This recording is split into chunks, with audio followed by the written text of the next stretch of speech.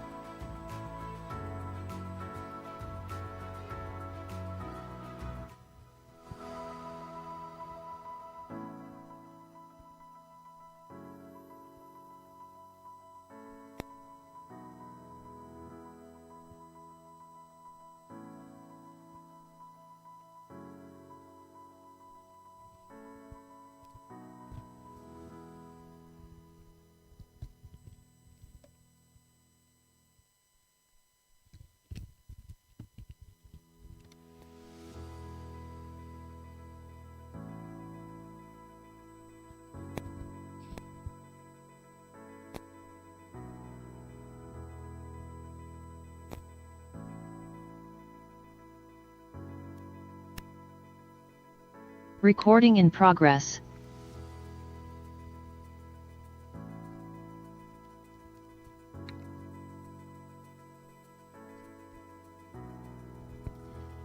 Assalamualaikum warahmatullahi wabarakatuh. The Honorable Rector of the University of Mataram, Professor Insinyur Bambang Kusumo, MAGRST PhD, as represented by the head of the Office of International Affairs, Professor Insinyur Dahlanuddin Ember SC PhD, the distinguished Dean of Faculty of Teacher Training and Education of the University of Mataram, Dr. Andes Lalu Zulkifli, MSE PhD, as represented by the Vice Dean of Academic Affairs, Professor Dr. Saprizal Hadi Saputra, MSc. Our distinguished keynote speakers who are joining us here offline, Associate Professor Muhammad Mustafa Awangkeci from ladies and gentlemen. Associate Professor Muhammad Mustafa Awangkeci from University Putra Malaysia. Professor Dr. Imam Bahtiar from University of Mataram, Indonesia.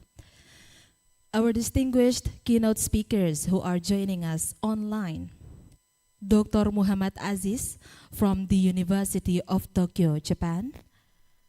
Dr. Dev Raj Joshi from Tribhuvan University, Nepal.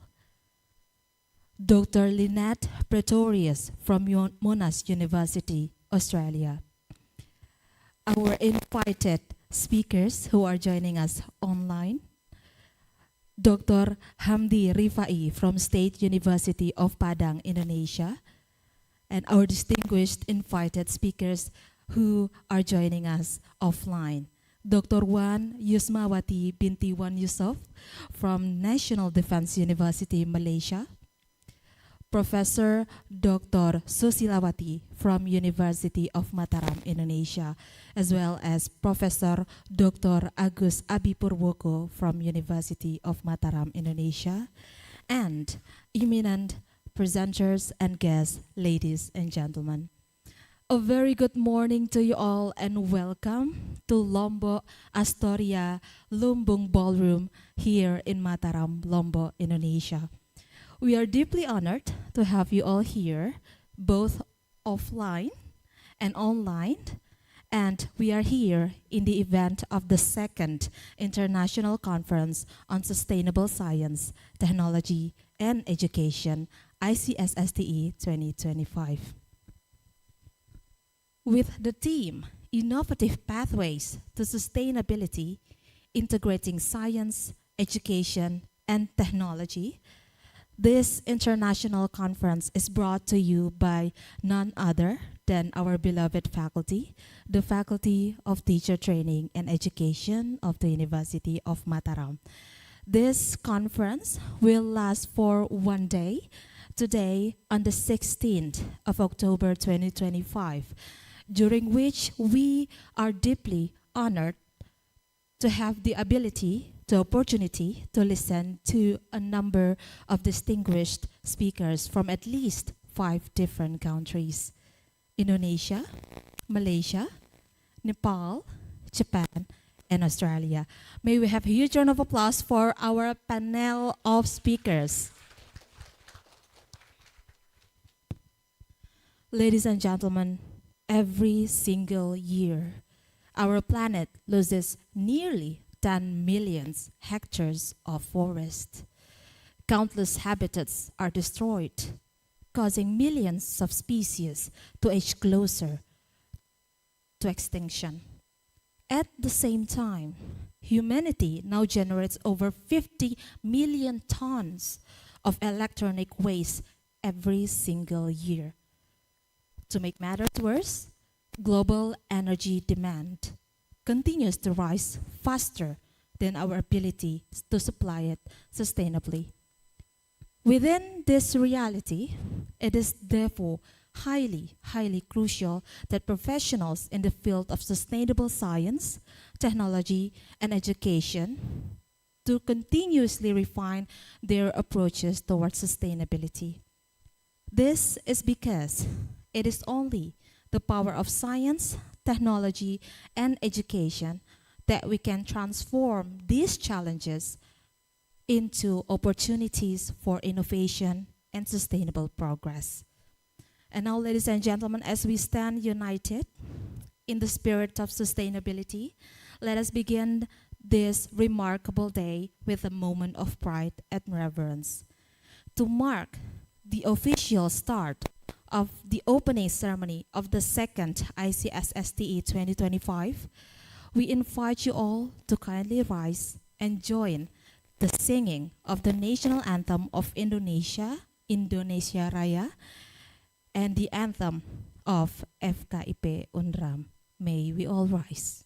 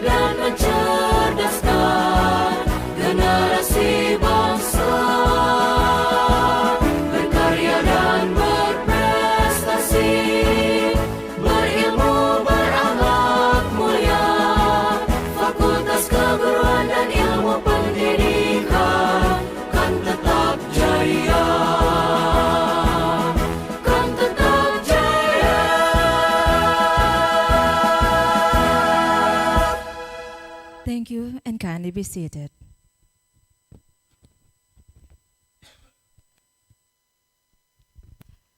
Distinguished guests, ladies and gentlemen, with that auspicious start, now we are ready to begin with our next agenda. As our welcome greetings for you, to kickstart this lovely day, we would like to provide to you a slice of West Nusa Tenggara culture and heritage. Soon, we will witness together Tari Kreasi Sasambo. It is a dance created to symbolize the harmony and unity of the three tribes of West Nusa Tenggara, Sasa, Samawa, and Bojo. Ladies and gentlemen, please help me welcome with a huge round of applause, Asmara Loka.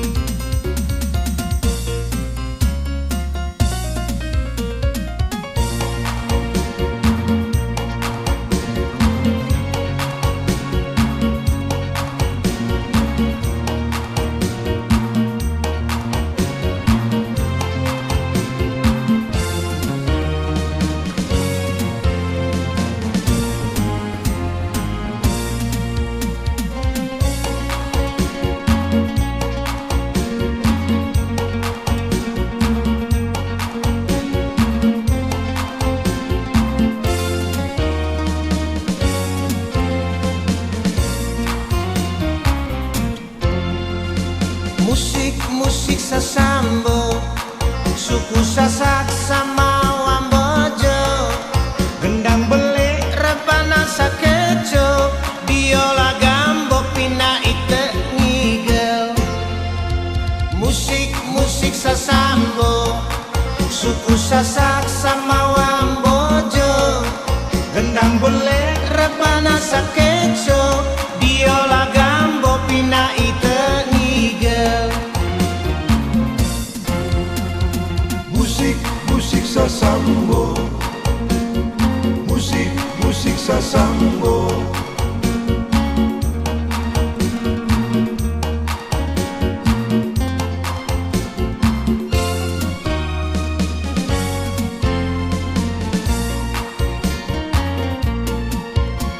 Sesai pelangan, turit irama sasambo, sopo dua telu keempat, tu goyang rapina ketok hal.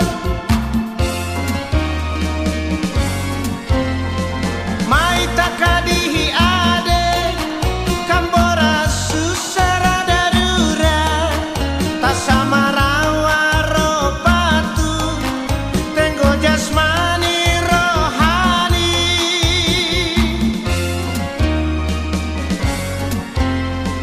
Ngigel kidung irama sasambo.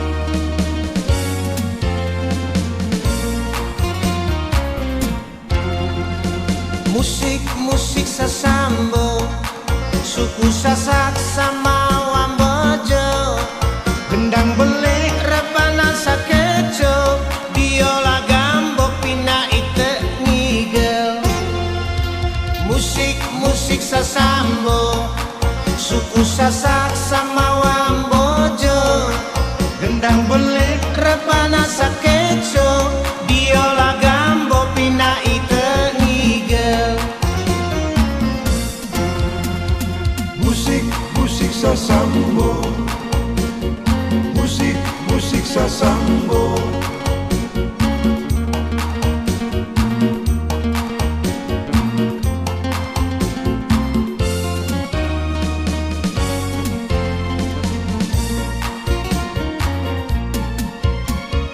Selesai pelangan turit irama sasambo sopo dua telu keempat tu goyang rapina ketokal mai takadihi ade kambora susara darura tasamarawa ropatu tenggo jasmani rohani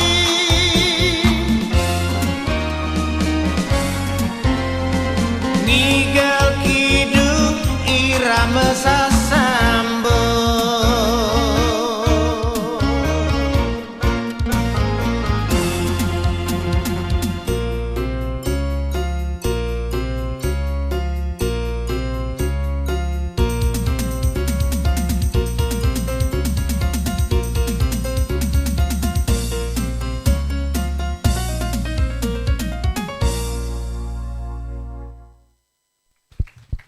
Ladies and gentlemen, Asmara Loka.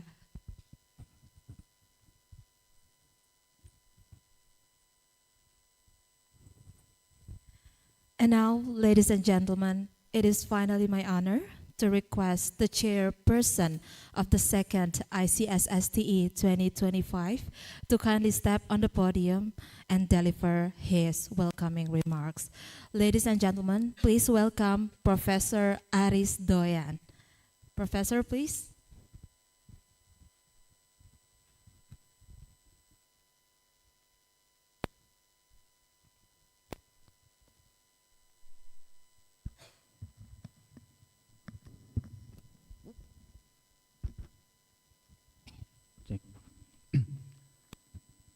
Bismillahirrahmanirrahim. Assalamualaikum warahmatullahi wabarakatuh. And good morning. The most honorable Professor Dahlanuddin Master PhD as a rector of the University of Mataram, the honorable the vice rector of the University of Mataram, and the Honorable the Dean and Vice Dean of the Faculty of the Teacher Training and Education, University of Mataram, and the Honorable Head of Department of Mathematics and Science Education, Faculty of the Teacher Training and Education, University of Mataram, and the Honorable the Head of the Study Program, Mathematics, Physics, Chemistry, Biology Education, Faculty of the Teacher Training and Education, University of Mataram. Let us together express our gratitude to the presence of Allah Subhanahu wa Ta'ala.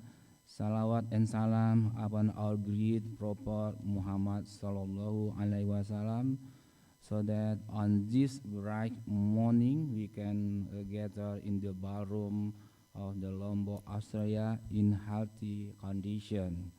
Welcome to the second International Conference on Sustainable Science, Technology and Education. The conference theme is Innovative Pathway to Sustainability, Integrating Science, Education and Technology. The aim of ICSSTE 2025 is to bring together researchers, academic, and industry leader to share and discuss cutting-edge development and strategy for advancing sustainability across science, technology, and education.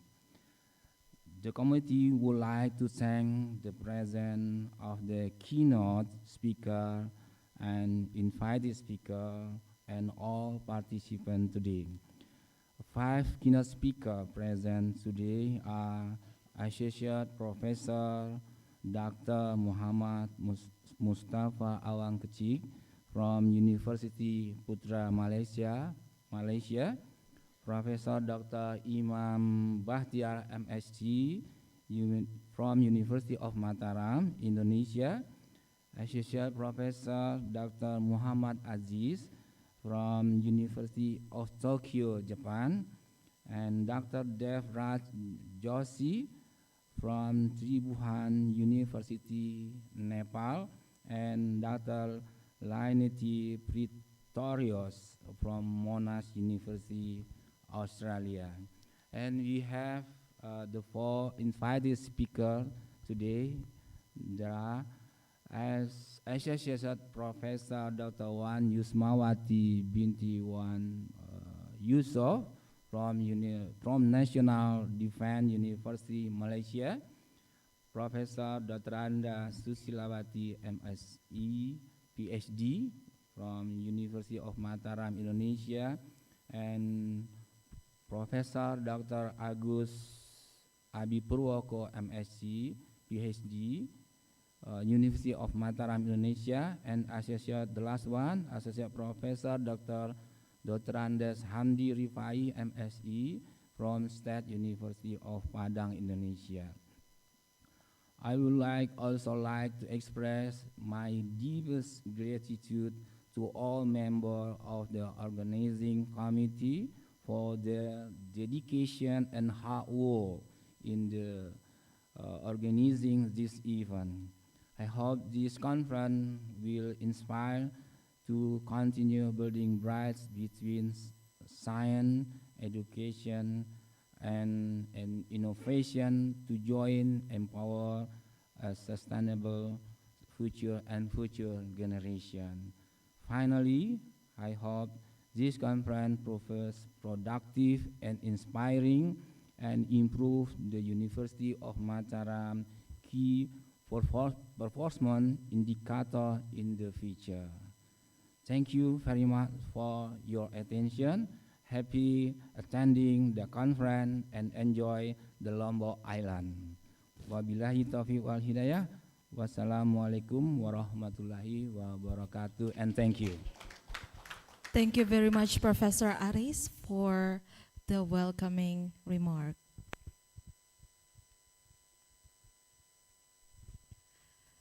Distinguished guests, speakers, and participants, ladies and gentlemen. Finally, we would like to request the honor from the Rector of the University of Mataram, which in this very occasion is represented by the head of the Office of International Affairs of the University of Mataram, Professor Dahlanuddin, to kindly step on the podium to welcome his welcoming remarks. And afterwards, we would also like to request Professor Dahlan to officially open our conference today. Ladies and gentlemen, Professor Dahlan.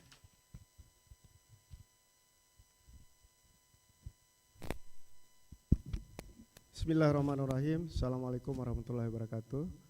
Salam sejahtera untuk kita semua. Om Swastiastu, Nama Budaya, salam kebajikan. And good morning everyone.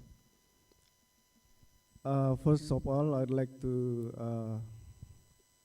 apologize for our rector because Professor Bambang Harikusumo, our rector of University of Mataram, cannot be here with us because he's still on duty, international duty in Japan. And also the vice rector for collaboration will be the best person to represent him, but he's also away in Jakarta. So now I'm representing both the rector and the vice rector for collaboration. I would like to welcome all participants, both those attending online and especially who managed to come here to present offline. I would like to have a special mention of one of the keynote speakers, Associate Professor Muhammad Mustafa Awangkece from University Putra, Malaysia. I've been at your university but very long time ago, in 2002. Very nice university, I like it. I spent 3 weeks there. And I've never been back since then, so I'm sure that the university has grown up a lot since then.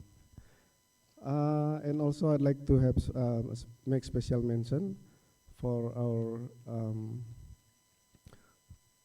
invited speakers who present here, Professor Dr. Wan Yusmawati binti Wan Yusof from National Defense University of Malaysia.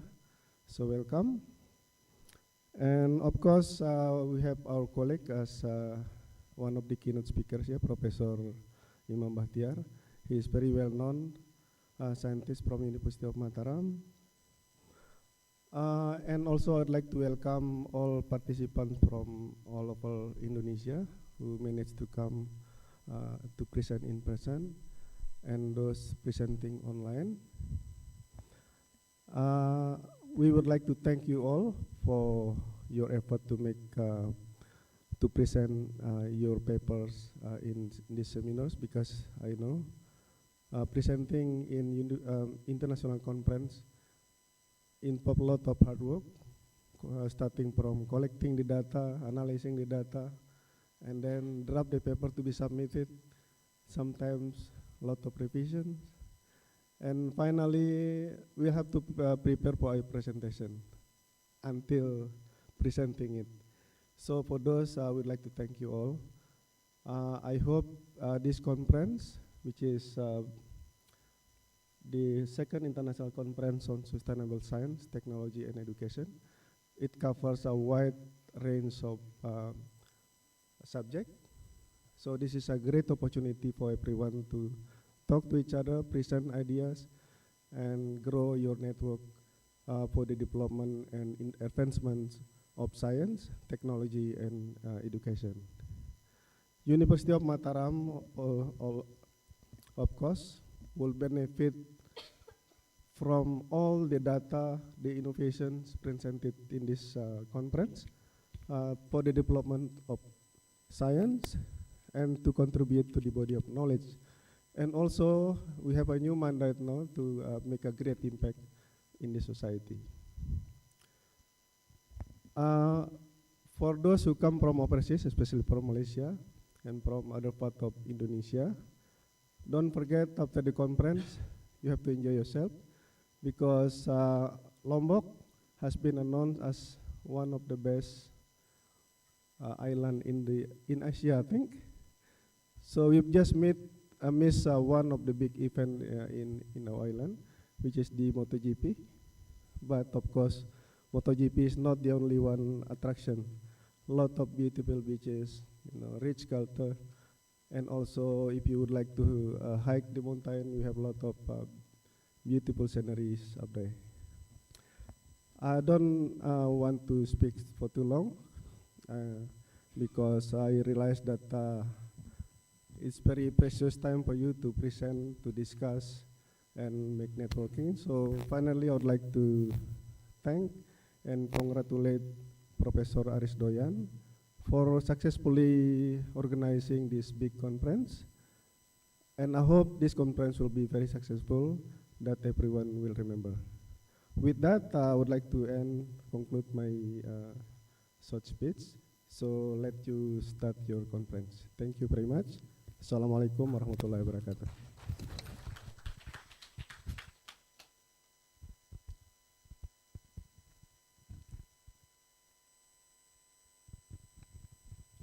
Thank you very much, Professor Dahlan, for his welcoming remark. And now, ladies and gentlemen, after we have heard Professor Dahlanuddin's welcoming speech, it is finally the time to almost end our opening ceremony. However, before we end our opening ceremony,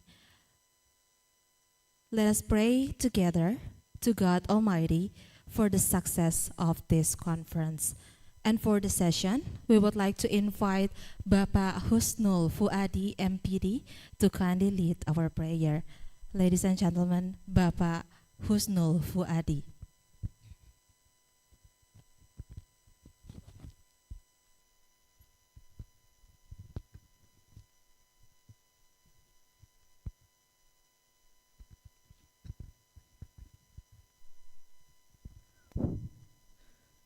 Bismillahirrahmanirrahim. Assalamualaikum warahmatullahi wabarakatuh. Good morning, ladies and gentlemen, Mr. Rector and all of you. Let's pray together, asking Allah subhanahu wa ta'ala that this event will run well and be successful. A'udhu billahi minash shaitanir rajim. Bismillahirrahmanirrahim. Alhamdulillahi Rabbil Alamin. Alhamdulillahi alladhi bini'matihi tatimmus salihat. Mujibud da'awat, rafi'ud darajat. Alhamdulillahi hamdan yuwafi ni'amahu wa yukafi'u mazidah. Ya Rabbana lakal hamdu kama yanbaghi li jalali wajhikal karimi wa azimi sultanik. Allahumma salli wa sallim وبارك على سيدنا محمد وعلى آل سيدنا محمد. اللهم اجعل جمعنا هذا جمعا مباركا مرحوما وتفرقنا تفرقا مباركا حسنا معصوما.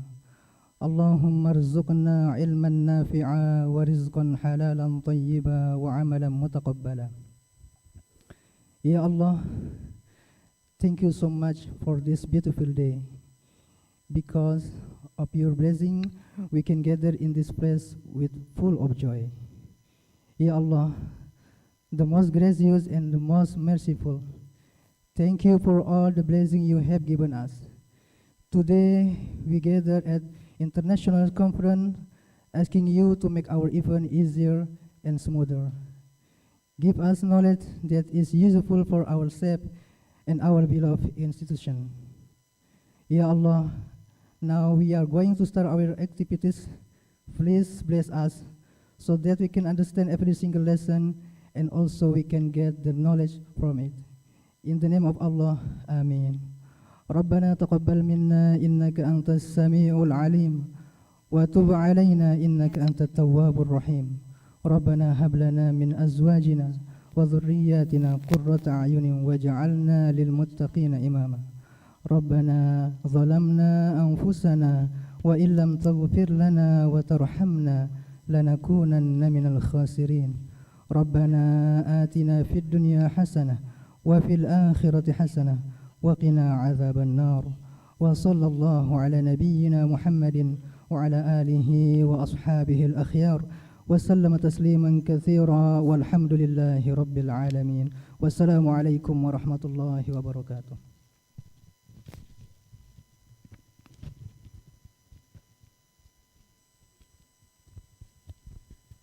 Ladies and gentlemen, finally, closing this opening ceremony, we would like to invite some of our keynote and invited speakers who have joined us offline in this very room to come forward to the stage. For now, we would like to present to you a memento as a symbol of our heartfelt appreciation for your contribution.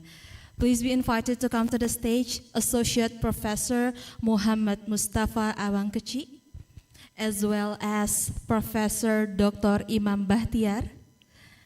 And for the invited speakers, please be invited Dr. Wan Yusmawati binti Wan Yusuf, as well as Professor Dr. Susilawati. Ladies and gentlemen, Bapak and Ibu, please be invited to come to the stage to receive a little memento for us, from us. And representing the University of Mataram, we would like to invite Professor Dahlan to present the memento. And we would like to request Professor Saprizal as the Vice Dean of the faculty to accompany Professor Dahlan. Ladies and gentlemen, please.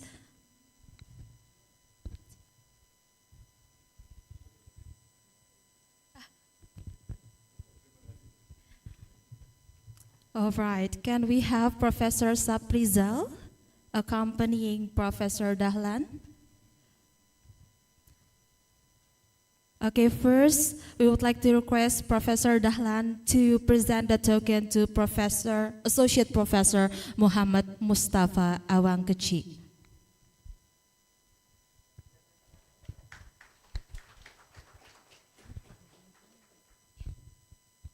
Next, to Professor Dr. Imam Bahtiar.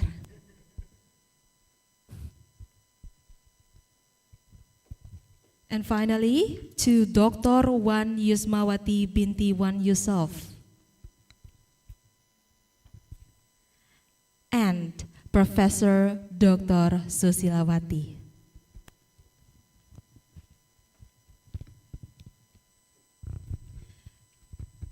Okay, Professor, may we have a group picture together with all our keynote and invited speakers?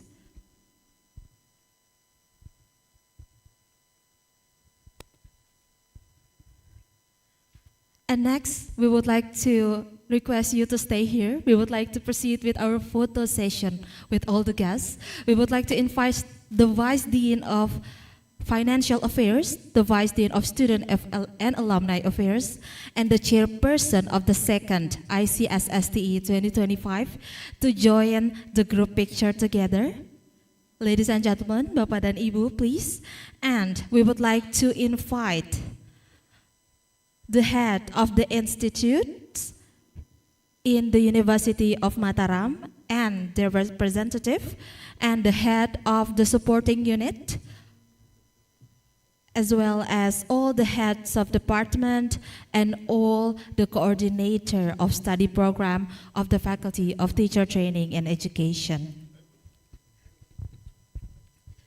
We would like to request Ibu Bonista to come forward to take a picture, as well as all heads of departments and coordinator of study program of the University of Mataram to come forward.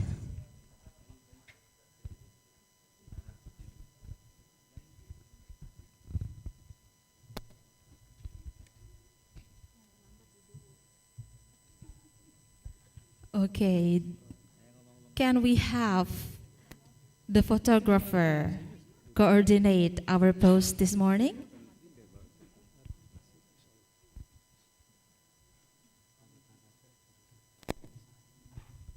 Okay, ladies and gentlemen, Bapak and Ibu, can we have the first pose in 3, 2, 1. Okay, another pose maybe? With a wider smile, Bapak Ibu, with the usual semangat pose. Okay, in 3, 2, 1. Okay, distinguished guests, ladies and gentlemen, thank you so much. You may now return to your seat.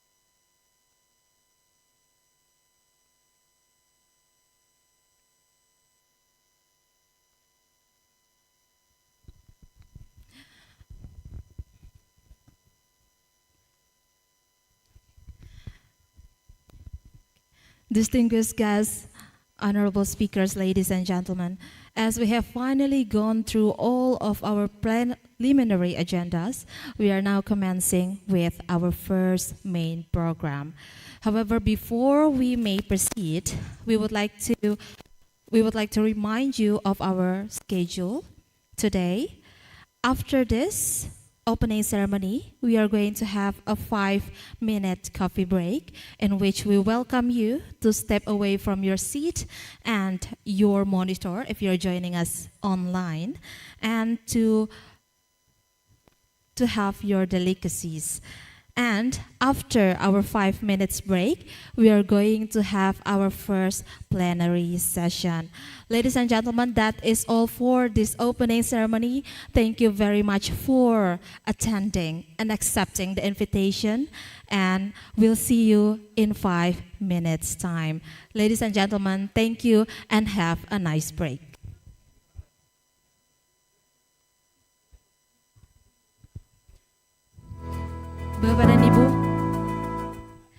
Bapak dan Ibu yang kami hormati, kami ulangi sekali lagi dalam bahasa Indonesia, kami persilakan Bapak dan Ibu untuk menikmati kudapan yang telah disediakan. Kita akan memasuki 5 menit istirahat sebelum kita akan masuk ke plenary session kita yang pertama. Terima kasih.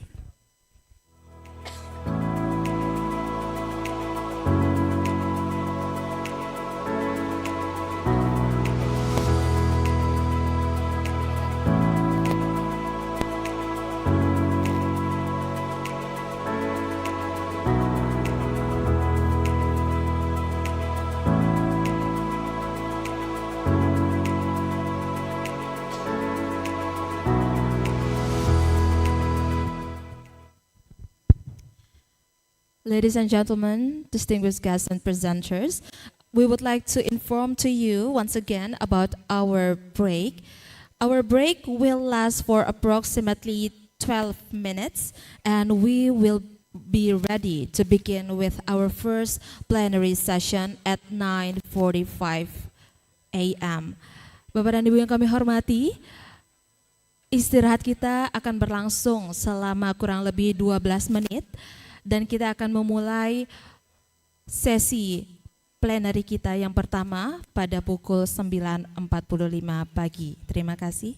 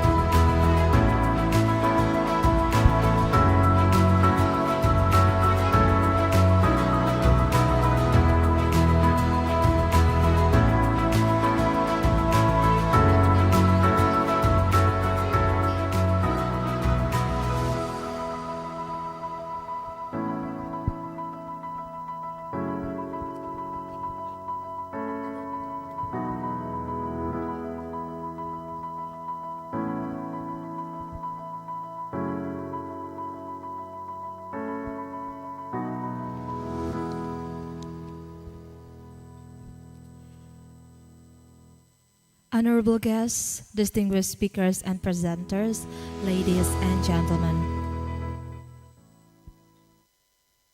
Finally, after having our very short break, we are finally ready to commence with our first plenary session of the day. For this session, we are going to listen to our first two keynote speakers, and that is Associate Professor Muhammad Mustafa Awangkeci from University Putra Malaysia and Professor Dr. Imam Bahtiar from University of Mataram, Indonesia. And for this session, we would like to invite our esteemed moderator, Bapak Muhammad Taufik, MSE, from Physics Education, to kindly lead our session. Ladies and gentlemen, please welcome Bapak Muhammad Taufik.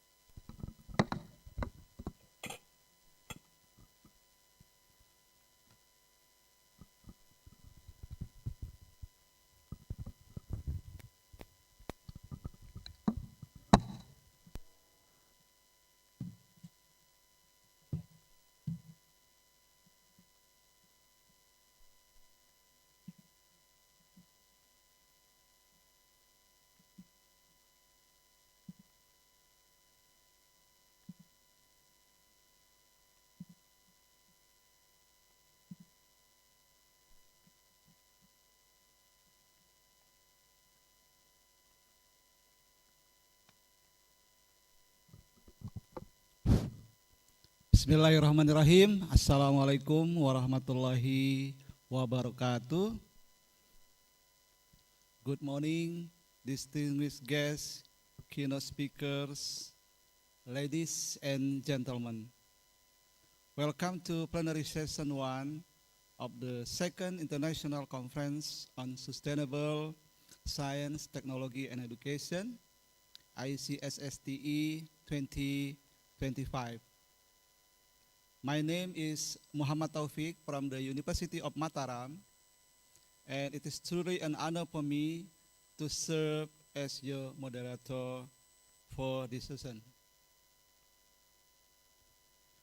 On behalf of the organizing committee, I would like to express our deepest appreciation to all participants joining us today, both on-site and online, for being part of this international platform that celebrates innovation, sustainability, and collaboration across discipline. This morning, we are privileged to have with us two distinguished scholars who will share their latest research and insight in the fields of material science and sustainable nature-based development, topics that truly reflect the spirit of ICSTE 2025.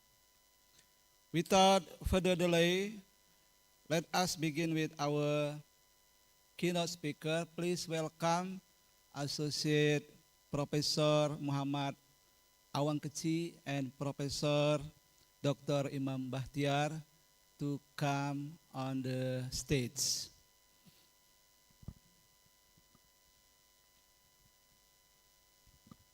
Please give applause.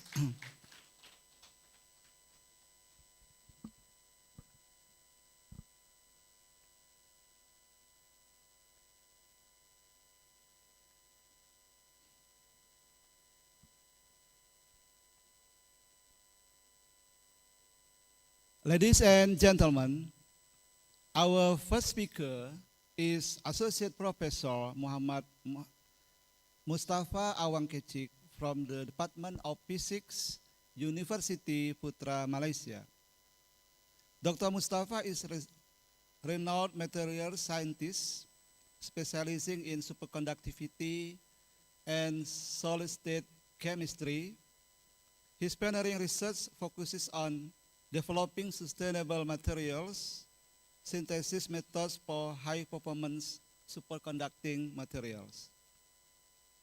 Today, he will deliver a talk entitled A Novel Thermal Decomposition Method for Synthesizing Y123 doped with rare earth oxide, Er2, O3, Nd2, O3, and Sm2, O3 for enhanced superconducting properties. In this presentation, Dr. Mustafa will introduce a modified thermal decomposition, a green and efficient method to fabricate Y123 superconductors with improved structural and electrical properties. Please join me in giving a warm welcome to Associate Professor Muhammad Awang Kecik to deliver this presentation. Please give applause.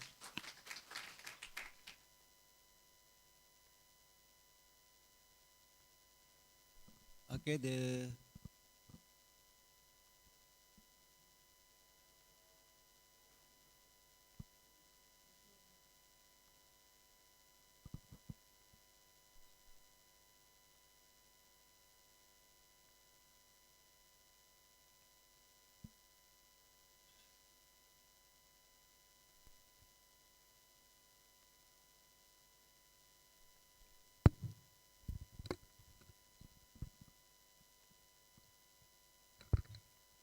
Professor, you have 25 minutes to deliver your presentation. Assalamualaikum warahmatullahi wabarakatuh and very good morning. Thank you, Mr. Chairman, Dr. Taufik, for the nice welcoming remark about me. First of all, I would like to thank the organizing community and the top management of Mataram University for inviting me to share some of my knowledge, some of my experience, which is, I believe, can be benefits not only for lecturers, might be for the students. So my name is Mustafa Awang Kecik. I'm from University Putra, Malaysia. Currently, I'm working as Head Department of Physics, University Putra, Malaysia.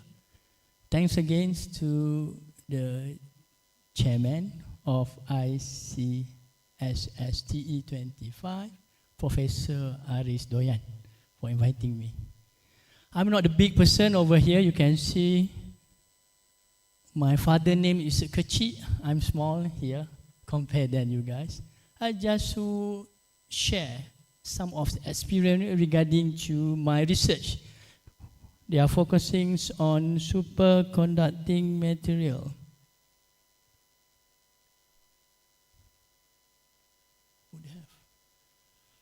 Okay, some outline of my presentations is covered with the introduction, large scale and small scale applications, synthesis methods, advantages and disadvantages of the synthesis method, some methodology, results and discussion, conclusion and finally acknowledgement.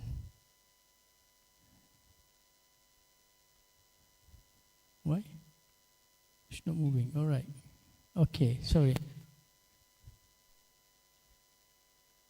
Tidak bergerak, It's not moving. Okay. I believe all of you are having some information about the three basic phenomena of our material. We have a conductor, we have insulator, and we have a semiconductor. I'm not going to tell you what all of that. I try to explain a little bit what is a superconductor. Superconductor is one of the material that has the zero resistance when it been cooled down at a certain temperature. I mean, for the time being, we have a low temperature to make this material become superconductive. At the moment, we couldn't find any room temperature yet, but I believe in the next 5 or 10 years, after the discovery of the high temperature superconductor since 1987, we believe we can found the room temperature superconductor. in terms of the properties, if you look back to the basics superconductor and non-superconductive material, compared to here, you can see this is a normal metal. Let's say a copper. If we cool down from room temperature to a very low temperature, this still non-superconductive. Again, even though the copper is a good conductor, they are not superconductive when you cool down that material at a very low temperature. However, we have a kind of some ceramic material, YBCO, yttrium, barium, copper oxide. It considered as a ceramic group. It consists of yttrium, rare earth material.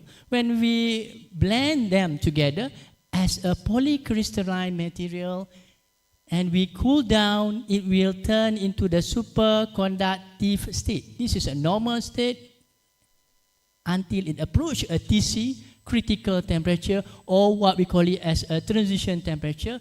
You will find no resistance exists at that particular temperature. And another kind of the behavior, what we call it a diamagnetism. For instance, if you have one metal, you put another one metal, it will attach together. But for this material, it will repulse. It will repel. So the repulsive force will be exist at this stage. Because of this idea, we have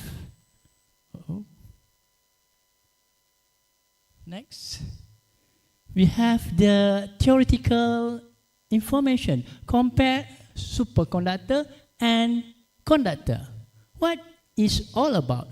In a current conductor that we use in our copper system, in our grid system, the presence of a resistance is a hurdle to generate the heat and the electron. So when electron flow from one point to another point, it will experience the resistance. However, in a superconducting material, there has a zero electrical resistance, means no heat is generated when they are flow along the crystal lattice. And they have another kind of next process, what we call it as a Cooper pair.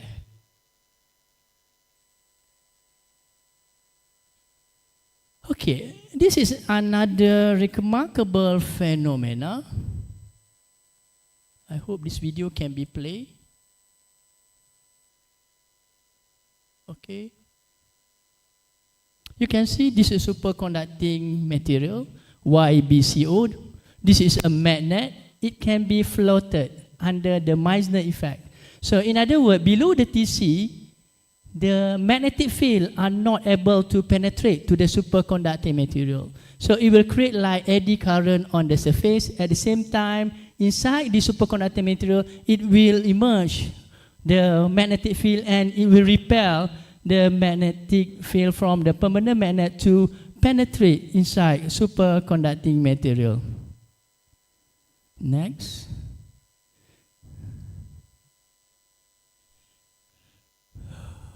Okay, this is the idea. Under this process, when the electron coming through the crystal structure, all of the atoms will be distorted from their own lattice and they will donate external electron to form what we call it as a Cooper pair. And the Cooper pair will move along the line as long as the state still under superconducting state. Next. Yeah, all of this behavior currently has been used widely in the markets in terms of the grid application and the magnetic applications.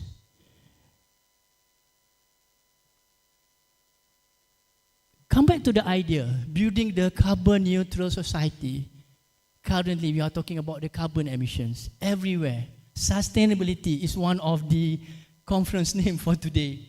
We need to make sure to build the carbon neutral society, we need to have a zero emission of carbon dioxide gas.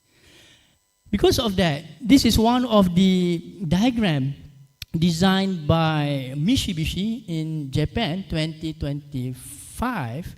They tried to put all the concept of the hydrogens and the superconducting complex by using the superconducting cable for the next generation of energy. Next.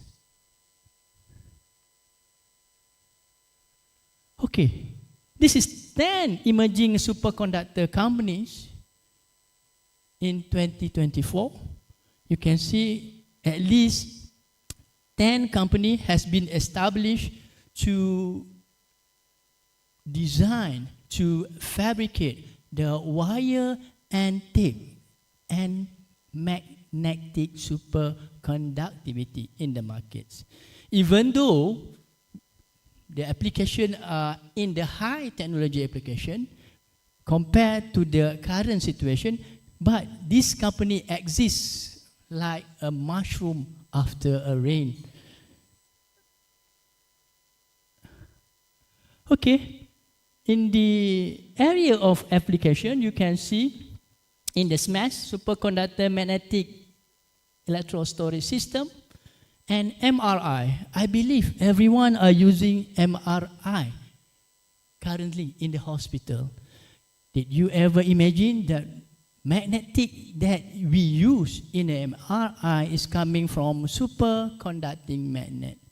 If we are not able to have a higher magnetic field up to 1, 2, 3 Tesla, the image quality for diagnosing our disease are not able to be identified or not able to be solved by the doctor. The beauty about the superconducting magnet, it has the tunability factor.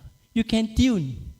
Like a radio, you can find your own channel. You can play around with the frequency. You can tune from the 0 until 3 Tesla. Depend to the ability of the magnetic field available on the system.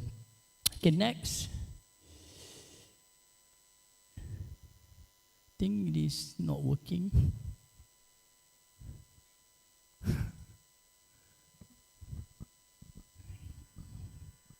Can someone change to the next slide, please? Okay, what I want to tell you, some of the applications. Yeah, can you applications are widely used currently in the transportation. In Japan, they invest 1 trillion yen just to produce the huge magnetic levitation train system, where they are using the superconducting magnet to levitate their train, and this train can be accelerated up to the speed 500 kilometers per hour. Can you imagine that? If we have that kind of facilities in Indonesia, we can travel from Lombok to Jakarta less than 5 hours. I believe from Lombok to Jakarta by land road about 1,200 something kilometers. It took about 18 hours, isn't it? Can you go back up? Okay. Up. I think the time is not enough for me. Okay, stop here. Never mind. This is the Indonesia population, 281 millions. The most important transportation nowadays is a train. Even though people will say, how come we will invest in the magnetic levitation train? It costs milliard and milliard and milliard. I don't know, after milliard we have a billion, trillion, billion. Because of this population, 281, you can see, you can transport, for instance, like Japan, they are very crazy in the technology. From Osaka to Tokyo, only 286 kilometers, normally it took about 1.37 hours. But they still want to cut a time up to 40 minutes. For them, time is priceless. Yeah? But for us, it's okay, but for them, not. So this project will be continue until 2027. They will start to have. Okay, this is a good news I found from the internet. Actually, Faraday Factory is a Japanese company. They already opened the factory of a superconductor in Indonesia. Even though I'm from Malaysia, they did not invest in Malaysia. Even though I'm expert in this area, for your information, in Indonesia, they have 3 groups who are working on a superconductor. One from UI, one from UMPAD, one from USU. It's only 3 research groups are actively involved in superconductor research. And one of the agency, we call it as a BRIN in Jakarta. Because of that, I believe this company managed to invest a huge amount of money. Okay, in terms of another large-scale application, we have a superconducting magnet where you can break a record to have a higher magnetic field up to the 46 Tesla. Next. Okay. Currently, because of the power and transmission cable, can you imagine that from the one substation, from the one dam, if you want to transport the electricity, how many percent losses? Heat losses, energy power dissipation to the environment. It's about 45 to 50%. If we send 100, you manage to receive only 55% of energy. However, some of the country, they has been invest, like China, Japan, and Europe, they have the high temperature superconducting cable test operation system. Next. Yeah, this is one of the cross section of the cable. Yeah, that material, what I want to tell you, this is the material that we synthesis. Before we can transform this material in the bulk form or in the thin film, we need to know the processing process. Today, I'm going to explain a little bit about the good quality processing process of next. I have only 10 minutes. Okay, come back to the MRI. This is superconducting magnet that we use. For the permanent magnet, it only can go up to 1 Tesla. By using niobium, titanium, and YIPCO, yttrium, barium, copper oxide, it can go up to the 3 Tesla. The doctor needs the higher resolution of the image in part of your body just to give you what is the disease that you are facing now. Next. This is magnetic levitation train. How it works, I'm not going to tell you. Maybe tomorrow lecture, if you're interested, we will go to the for tomorrow lecture. Next. Okay, next. I want to focus on my research. Next. Okay. However, we have one problem in terms of the synthesis of this material. First, they are quite high cost and they are complicated process.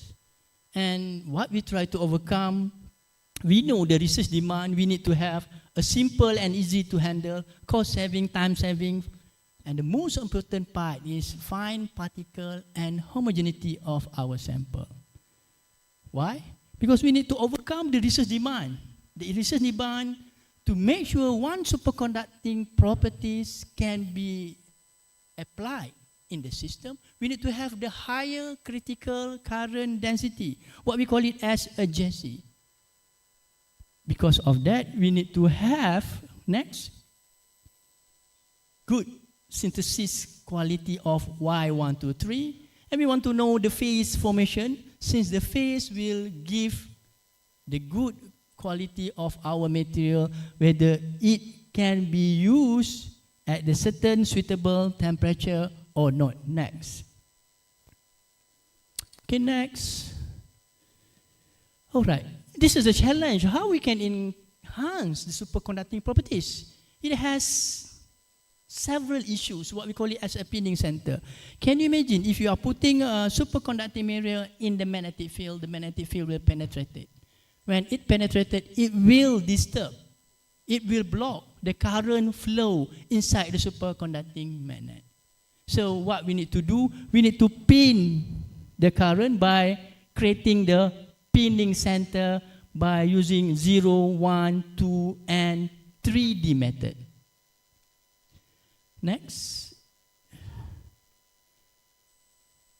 we done after 14 years I involved with this research. We had done almost 7 methods. Yeah, 7 methods, starting from the basic solid state, salt gel, thermal treatment, cold precipitations, the pulse laser deposition, and the infiltration grow method, what we call it as IG. So today I'm going to focus on the new method we found, modified thermal decomposition method. Next. Next. Why we use this method? Because it can give you a fine particle size, and you can save a cost, you can save a time, and the most important part, the process is simple.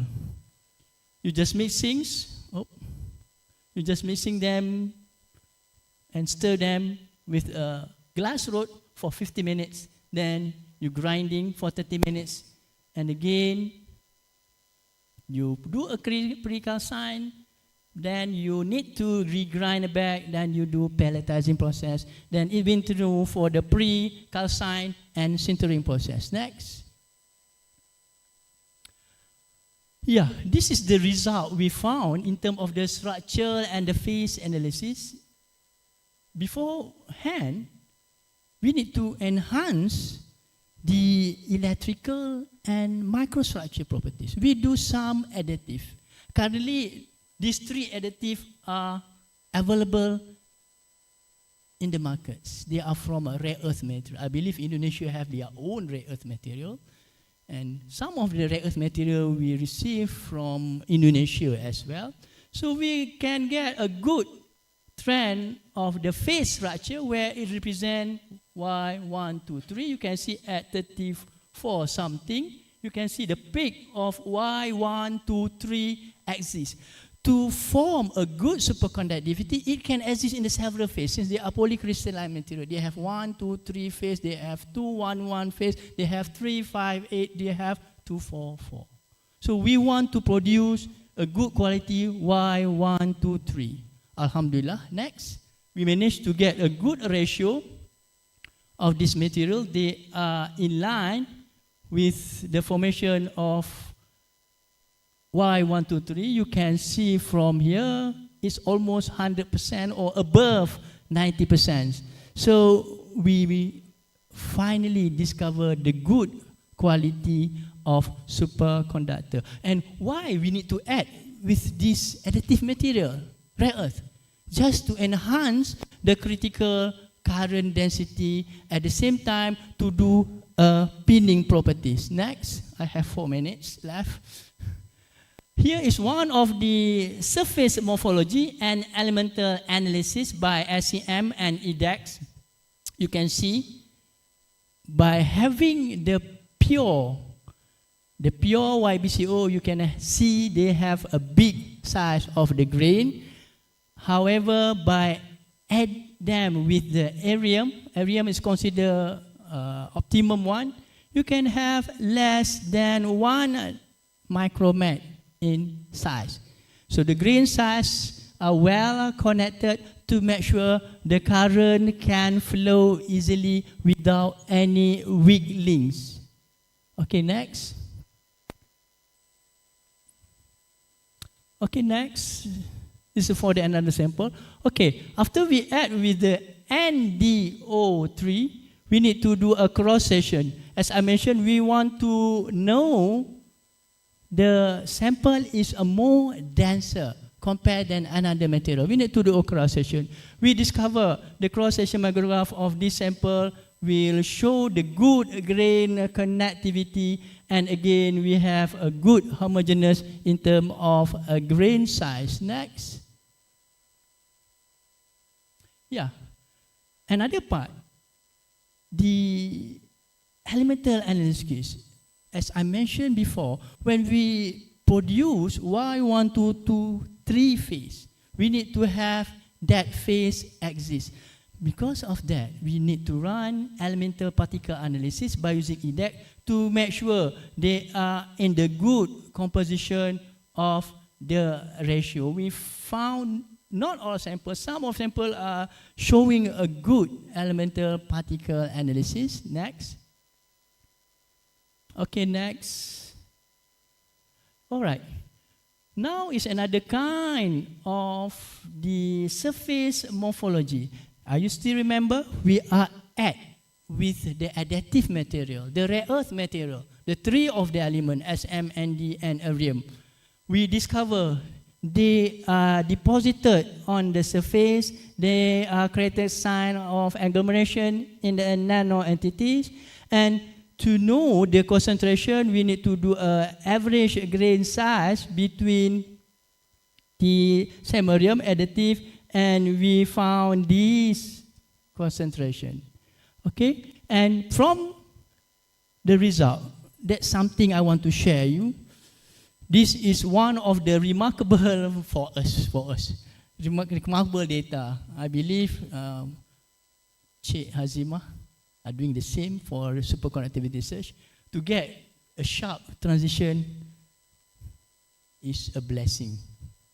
We finally able to produce a sharp transition of superconductor. From here you can see this is a TC onset, this is a TC offset. It starts to superconductive at this level, and around this 4 weight percentage additive that we add, we found the 0.1 is the optimum one. Next.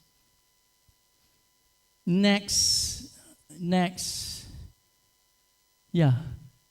Even though we have the TC, critical temperature, is nothing without JC. Ibarat irama dan lagu. Without irama, lagu is nothing. So now, we need to come up with the final informations or final characterization, what we call it a JC. JC is a must. To get a good superconductivity, you need to have a good critical current density. Can you imagine we managed to get 0.1 on this part, about 5.2 kilo M at 1 centimeter square. So we achieve a good JC improvement for the sample with SMO3 concentration. Next. Yeah, I come to the conclusions. Alhamdulillah, we managed to get a rare earth doping improvement in iridium, neodymium, and samarium with a better homogeneity and a good nano grain structure and good JC 5.62, and this method has been patented under my IPO, Malaysia Intellectual Properties Agency. So I think we come to the end. Next, I would like to thank to my group members, Professor Halim, Professor Chan, and Dr. Lim, and all of my PhD students. Assalamualaikum warahmatullahi wabarakatuh. Waalaikumsalam warahmatullahi wabarakatuh. Thank you very much, Professor, for your insightful and inspiring presentation. Your explanation of how rare earth oxide doping enhances the superconducting performance of Y123 compounds while using a sustainable and simplified synthesis process truly highlights the intersection between advanced material science and environmental responsibility. We will reserve the discussion and Q&A until after our second speaker. Ladies and gentlemen, now it's my pleasure to introduce our second distinguished keynote speaker, Professor Dr. Imam Bahtiar from the Department of Biology Education, Faculty of Teacher Training and Education, University of Mataram, Indonesia. Professor Imam holds a PhD from the Bogor Agriculture Institute and currently serves as a director of the Center for Coastal and Marine Research at the University of Mataram. His research interests include biological oceanography and sustainable coastal management, and he has authored numerous impactful publications, earning over 900 citations, and its index is over 16. Today, Professor Imam will present his talk entitled Questioning the Sustainability of Nature-Based Tourism in Lombok Island, Indonesia. This presentation will explore the sustainability challenges faced by Lombok's three major tourism areas: the Gili Matra Marine Conservation Park, Mount Rinjani National Park, and the Mandalika Special Economic Zone, through the lens of economic, socio-cultural, and environmental balance. Ladies and gentlemen, please welcome Professor Dr. Imam Bahtiar.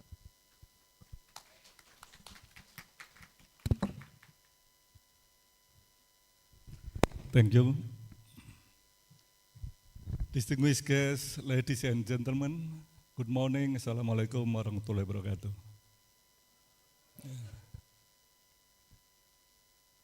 If my picture different from what I'm look now, it's not my mistake. It's just the same person with different time. 15 years ago. Okay. When the committee invited me to be the speaker on the conference, I honestly don't know what to share with you. That's why I may not share what I know, but I share what I don't know. This is my presentation about questioning the sustainability of nature-based tourism in Lombok.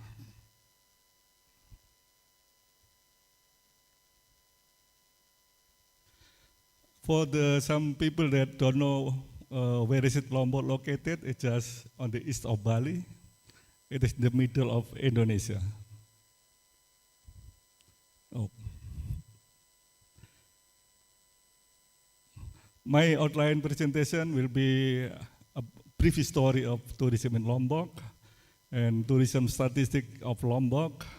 Then we move to the Marine Conservation Park of Gili Matra. Then Special Economic Zone of Mandalika and National Park of Gunung Rinjani. The last three things is that the most iconic nature-based tourism in Lombok. And then we go to conclusion. Tourism in Lombok started in the 1970s, where backpackers explored Gili Air, Gili Meno, and Gili Trawangan. That is now called as Gili Matra. And in 1980s, the three Gili appeared in the book of The Lonely Planet. At the time, it was the biblical book for backpackers or low-cost travelers. Then main accommodation started to grow in the Gili because the growing accommodation was very fast. Then the governor of Nusa Tenggara Barat set up a regulation that in the Gilis should be no more than 500 rooms. But later, you will see now more than 5,000 rooms. Then, okay, let's go. Okay. This is Lombok, and we have nature-based tourism in this one, Marine Conservation Park of Gili Matra for snorkeling and diving. This is for cultural festival. That's very, very big one. The biggest cultural festival in Eastern Indonesia, I think this one. Bau Nyale in Kuta Mandalika. And then last, we'll talk about Mount Rinjani National Park. We have also some other nature-based tourism spots in Lombok that have not been developed yet. For example, in Solong Belanak, Sekotong, and Sambelia.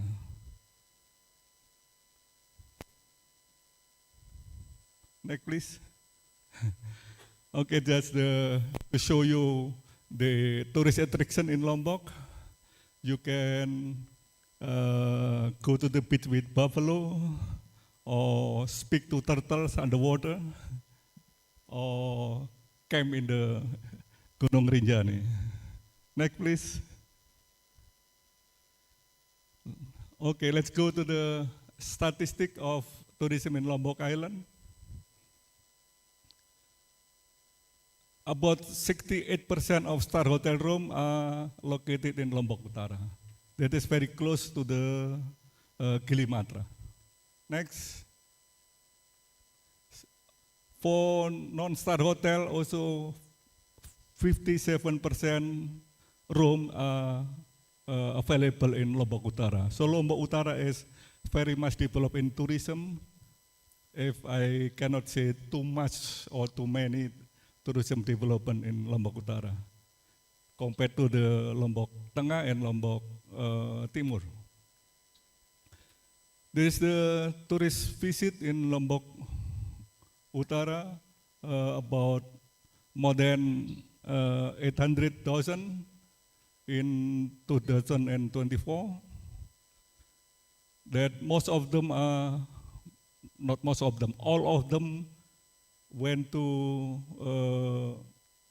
Marine Conservation Park of Gilimatra. There is Gili Trawangan, Gili Meno, and Gili Air.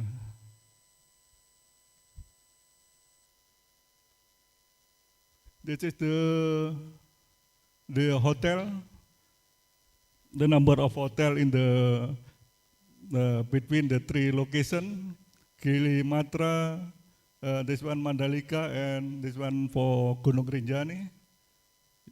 We can see that hotel in Gilimatra is too many.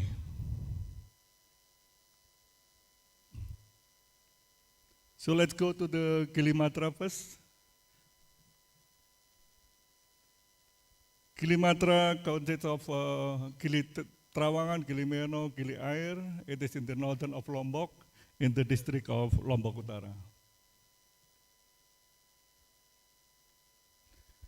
Tourist attraction, diving, snorkeling, and partying. The three islands have different atmosphere. Gili Trawangan for partying people, Gili Meno for honeymooning, and Gili Air for social interaction with local people. The concern is that decreasing reef fish and coral abundance.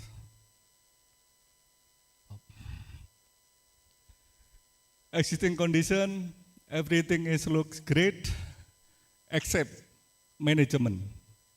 We already have management plan for Marine Conservation Park of Gilimatra, but there is no quota. How many tourists should be limited to stay in these three islands? How many accommodations should be limited in the three islands? We don't have that one. And we have special or unique features in the Gilimatra. We have coral reef insurance starting this year. It is still new, and in the Asia, this is the first one. We have coral reef insurance. When coral bleaching happen, we got the money. The money will go to restore the coral reef. This is the size of the three islands. Gili Trawangan is the largest one. Gili Meno is the smallest one. Here, white dot in here is boat. During the day, the boat in western of Gili Meno is usually between 30 or 40 boats. So too many boats, too many tourists. And here the issue is that this is for swimming area, but the boat is also coming in and out. So you swim with the boat. Next, this is the beauty of the underwater in the Gili Meno. You should try. The issues in the Gilimatra is that wastewater management still not good. As I said before, no boat-free swimming area. Public toilet also, we need more public toilet. Swimming safety is a concern. Accommodation, too many rooms, 5,000 rooms. And management, we have management plan, but lack of implementation. And others, we have coastal erosion, mangrove area decreasing, and also coral reef and coral reef condition also decreasing. Next.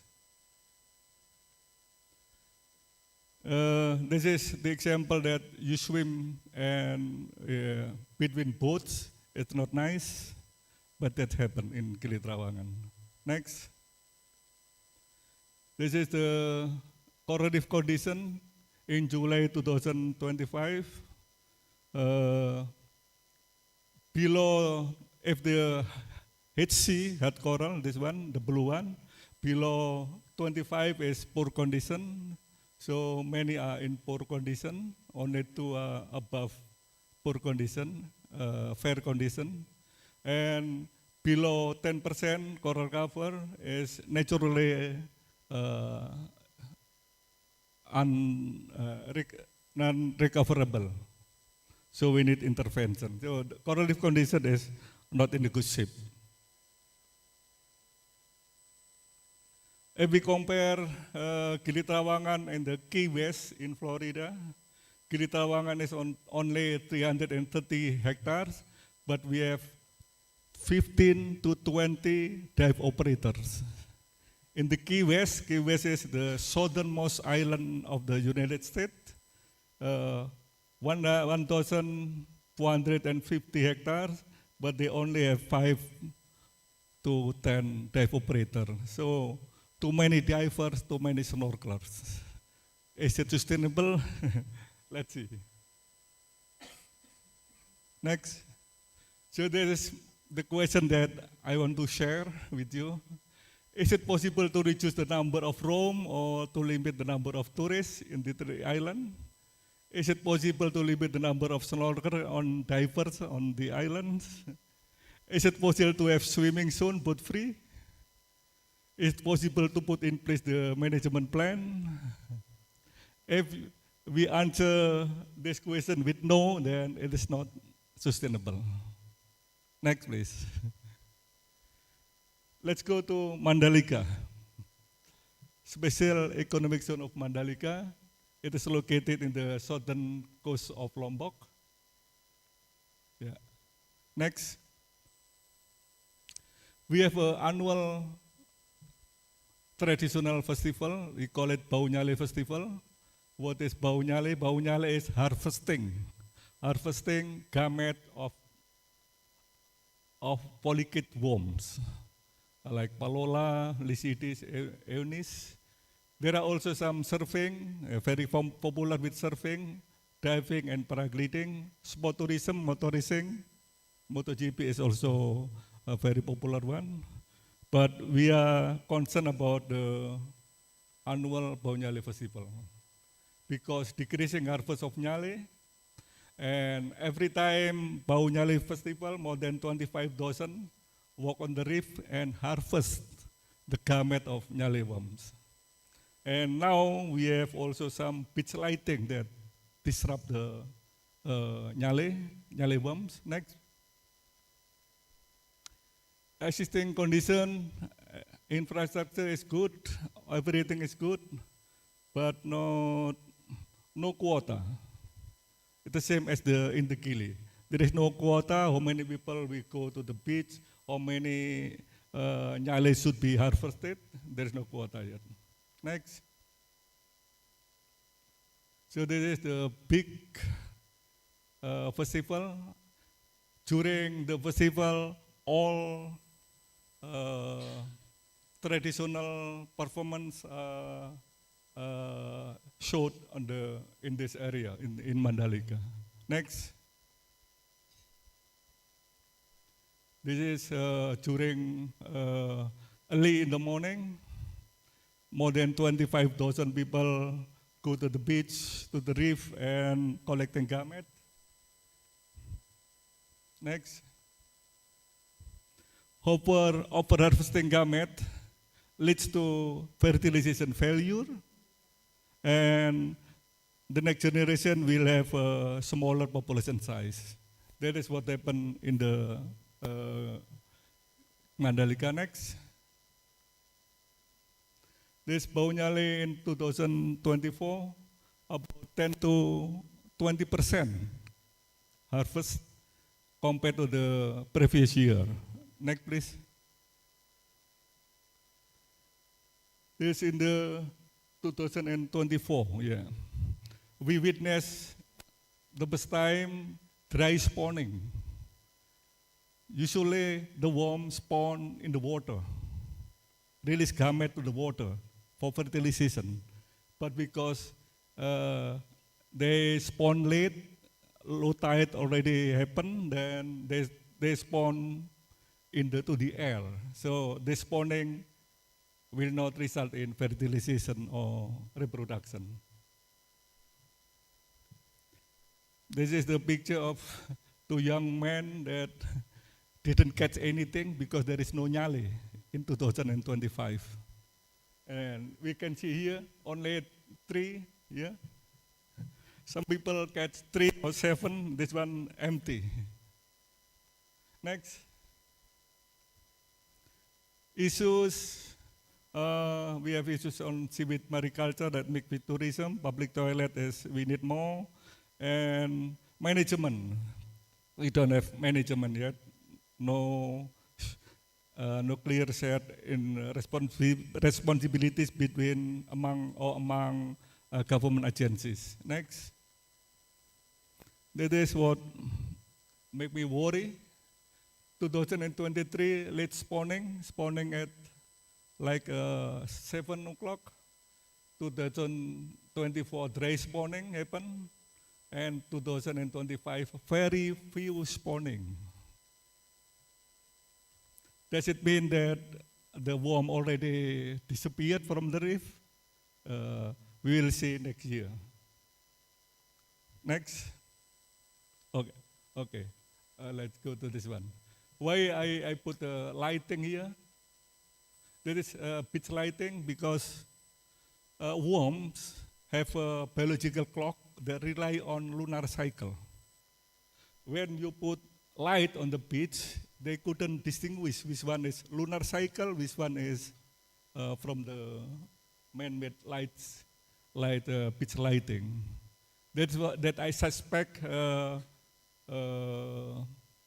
deteriorating the nyale worm population. Beside the overexploitation of nyale worm. This is the question that I want to share to you. Is it possible to clear mariculture for tourism? Is it possible to limit the number of reef cleaners? Is it possible to limit the number of nyale cats?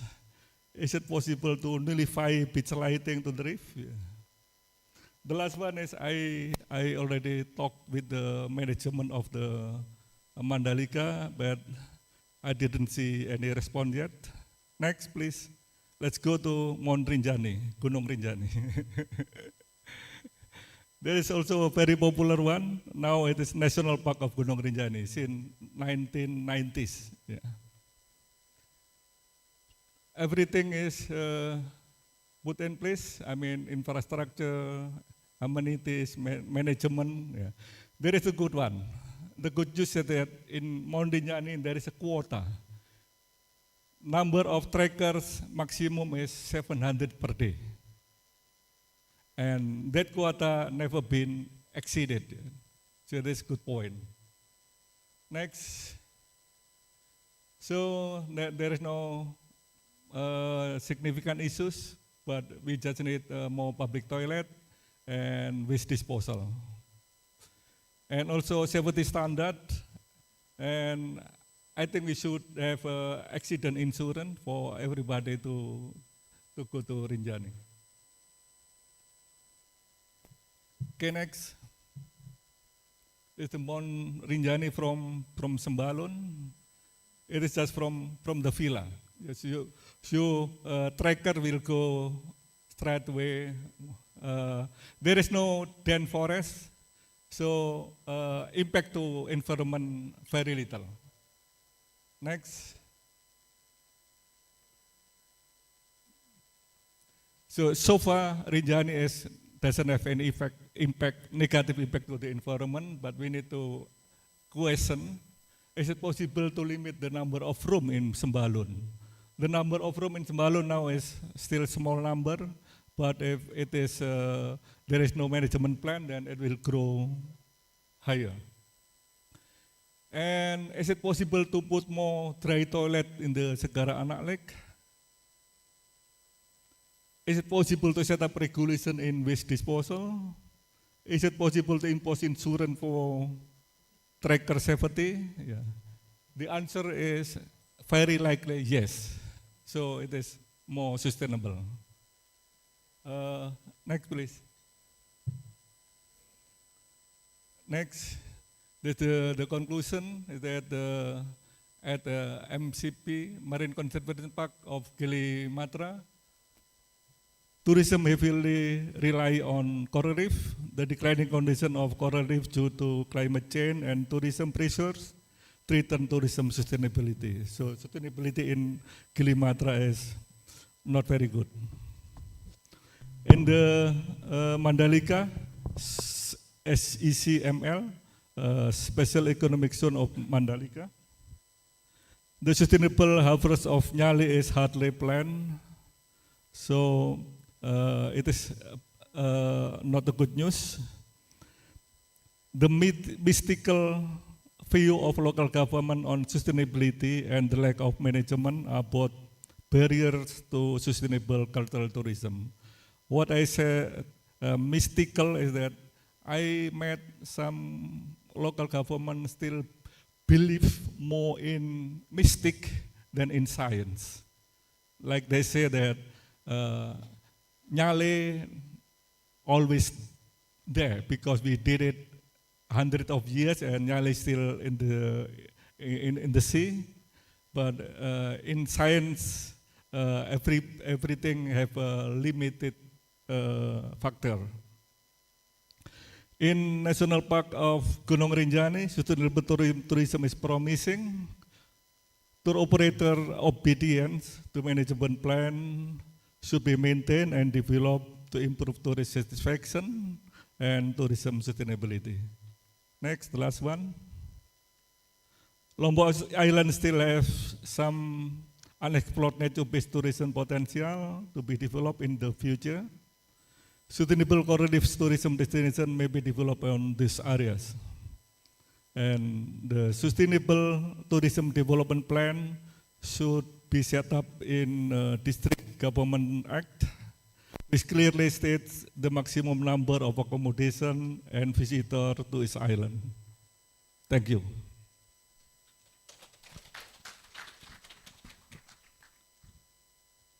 Thank you very much, Professor Imam, for that comprehensive and thought-provoking talk. Your analysis of Lombok tourism dynamics, balancing environmental protection with socio-economic development, others possible insight for policymakers, educators, and researchers alike.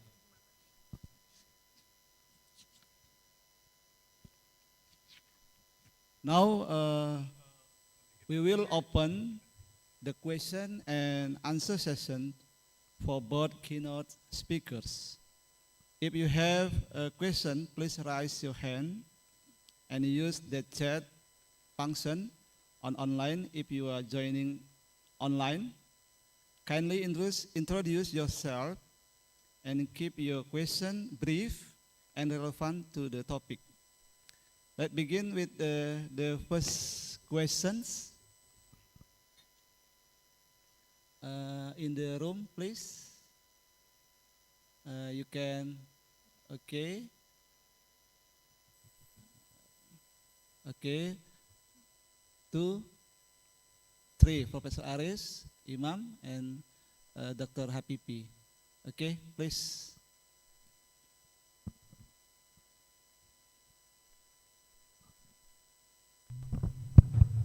Check. Thank you so much for that opportunity, sir. Bismillahirrahmanirrahim. Assalamualaikum warahmatullahi wabarakatuh. Good morning, everyone. Thank you so much for the opportunity. My name is Irman Mulyadi. I'm student of Physics Educations in the Faculty of Teacher Training and Educations. My questions is for Professor Awang. I'm really curious about your research, sir, in terms of the methodology. My questions is about the cost to conduct the experiments incorporating to the another methodology as yet you present before to get the superconductivity. My point of the questions is how much the cost that we need to conduct your experiments in this case. I mean, as our future perspective, if you want to do impasse or how to do the experiments in another place. Is it clear, sir? Okay. Yes. Okay. Thank you so much. Okay, Professor, maybe you can answer. Okay. The cost for the one experiment, you mean? Yes, sir. Okay. If we talk in dollar and cents, for the one material, since they are involving with a rare earth material, for one pellet, at least it costs about $80 for one pellet. If you want to produce a superconducting material, but it's not covered with the characterization and measurement cost. It depends. If you have the facilities, it can be vary. But if you can synthesize your own material, such as rare earth material, where I believe has a plenty in Indonesia, you can save the cost. At the same time, if we have people like you who can discover the room temperature superconductor, the cost will be reduced. Does it answer your question? Yes, totally. Thank you. Thank you so much for your answer, sir. Thank you for your answer. And then second question from Miss Nina. Okay. No? Dr. Habibi. Okay.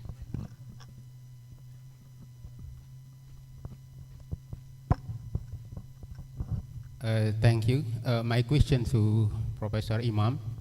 I mean, it's really terrifying to see the progress of tourism in Lombok. And especially if I follow your perspective using environmental issue, we have so many problems. But if we see this issue from, let's say, economic perspective, so because Lombok is fully reliant on economic benefit from tourism, so what do you think would be the solution to balance between issues in tourism, environmental, and also economic benefit?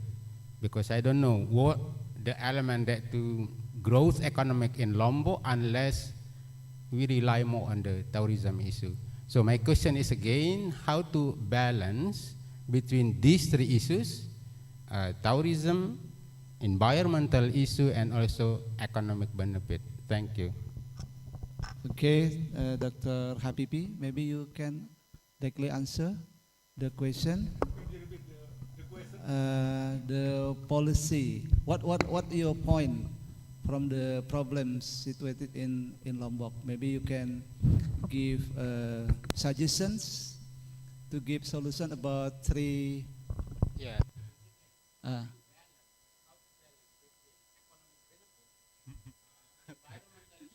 Yes.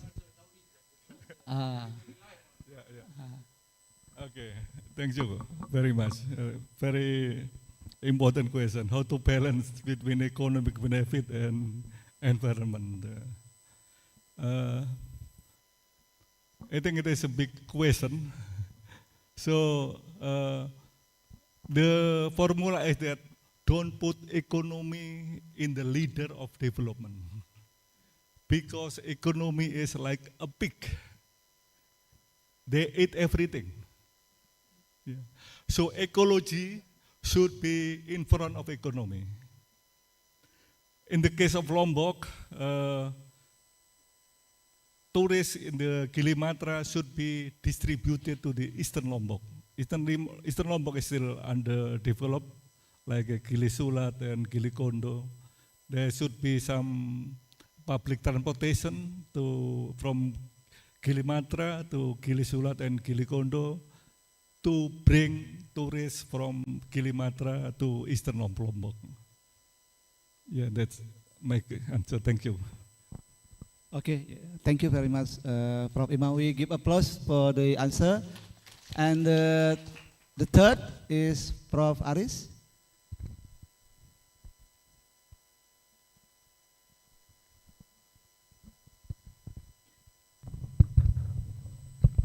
Okay, thank you, Dr. Taufik. I have question one to Prof. Mus and one for Prof. Imam. And to Prof. Mus, we know that perhaps in the next 10 or 20 years, all traffic in the world will be busy and congested. Okay. In my imagination, I dream I have a magnetic flying car. Okay. Could you please provide information on the superconducting process in magnetic flying car? Okay. Thank you very much for the interesting question. Come back to the idea about the magnetic levitation train. We already have in the markets, one in Japan, one in China, one in Korea. They are using the same concept. The idea is levitation, floating. Magnetic electric car can be viable. I believe it could happen if we able to obey the two process. First, under the magnetic levitation theory, it has EMS, electromagnetic suspension. Second, it has EDS, electrodynamic suspension. EMS are referring to the magnetic interaction between one magnetic with another ferromagnetic. So if you want to have a magnetic flying car, we need to have both magnet from the car side, and it should has kind of a rail, or we embed one of the road in the middle of our road. So it can have an interaction like north and north. When we have a north and north, it will repulse. North pole and north pole. We are talking about that. If we have a south and south, it will repulse. So we need to arrange. This is the concept of the electromagnetic suspension. However, that EMS only can accelerate that type of car up to 120 miles per hour, because of the magnetic field strength are not enough to support the velocity. If you want to move into the high speed, we need to invest on EST. Yeah? By using superconducting magnet, it can go up to the 6 Tesla. My question is yes, but it costs a lot of money since we are not discover the room temperature superconducting yet. If you remember last July 2024, LK-99 by South Korea group, they claim they discover the superconductor at room temperature, but it's become hot. But I believe, inshallah, who knows, maybe it came from Mataram University. By magnetic car. Yes. Does it answer your question, Prof? Okay, good. Thank you. Thank you for okay.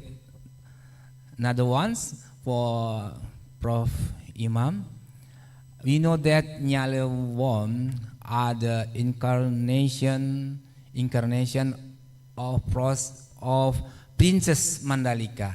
Okay, it's true, and or it is just a local mythos. Maybe you can answer. And then, and nyale worm can usually be processed into food like nyale cracker. What do you think? Have there been any laboratory tests regarding their health? Okay. The second question. Nyale worm can usually be processed into food like nyale cracker, kerupuk nyale. Okay. What do you think? Have there been any laboratory tests regarding their health? Understand, Prof? Okay, thank you. Thank you very much for the question. The first one, that is the problem, that many people still believe that nyale worm is a gift, a present from the Princess of Mandalika. That's not true at all. Nyale worm is just biological entities, and they reproduce annually. So nyale is the reproductive part of the nyale worm. So if we collect the nyale, then that means that the number of eggs and sperm in the sea is depleted. That is what happened in Mandalika. Sperm and eggs in the nyale is collected by people and consumed, and so the reproduction failure happened. No fertilization, no more offspring, no more embryo. And the second one, it is about the consumption of nyale worm. I don't think I have comment on that. Yeah. You could try, but I don't recommend to consume nyale.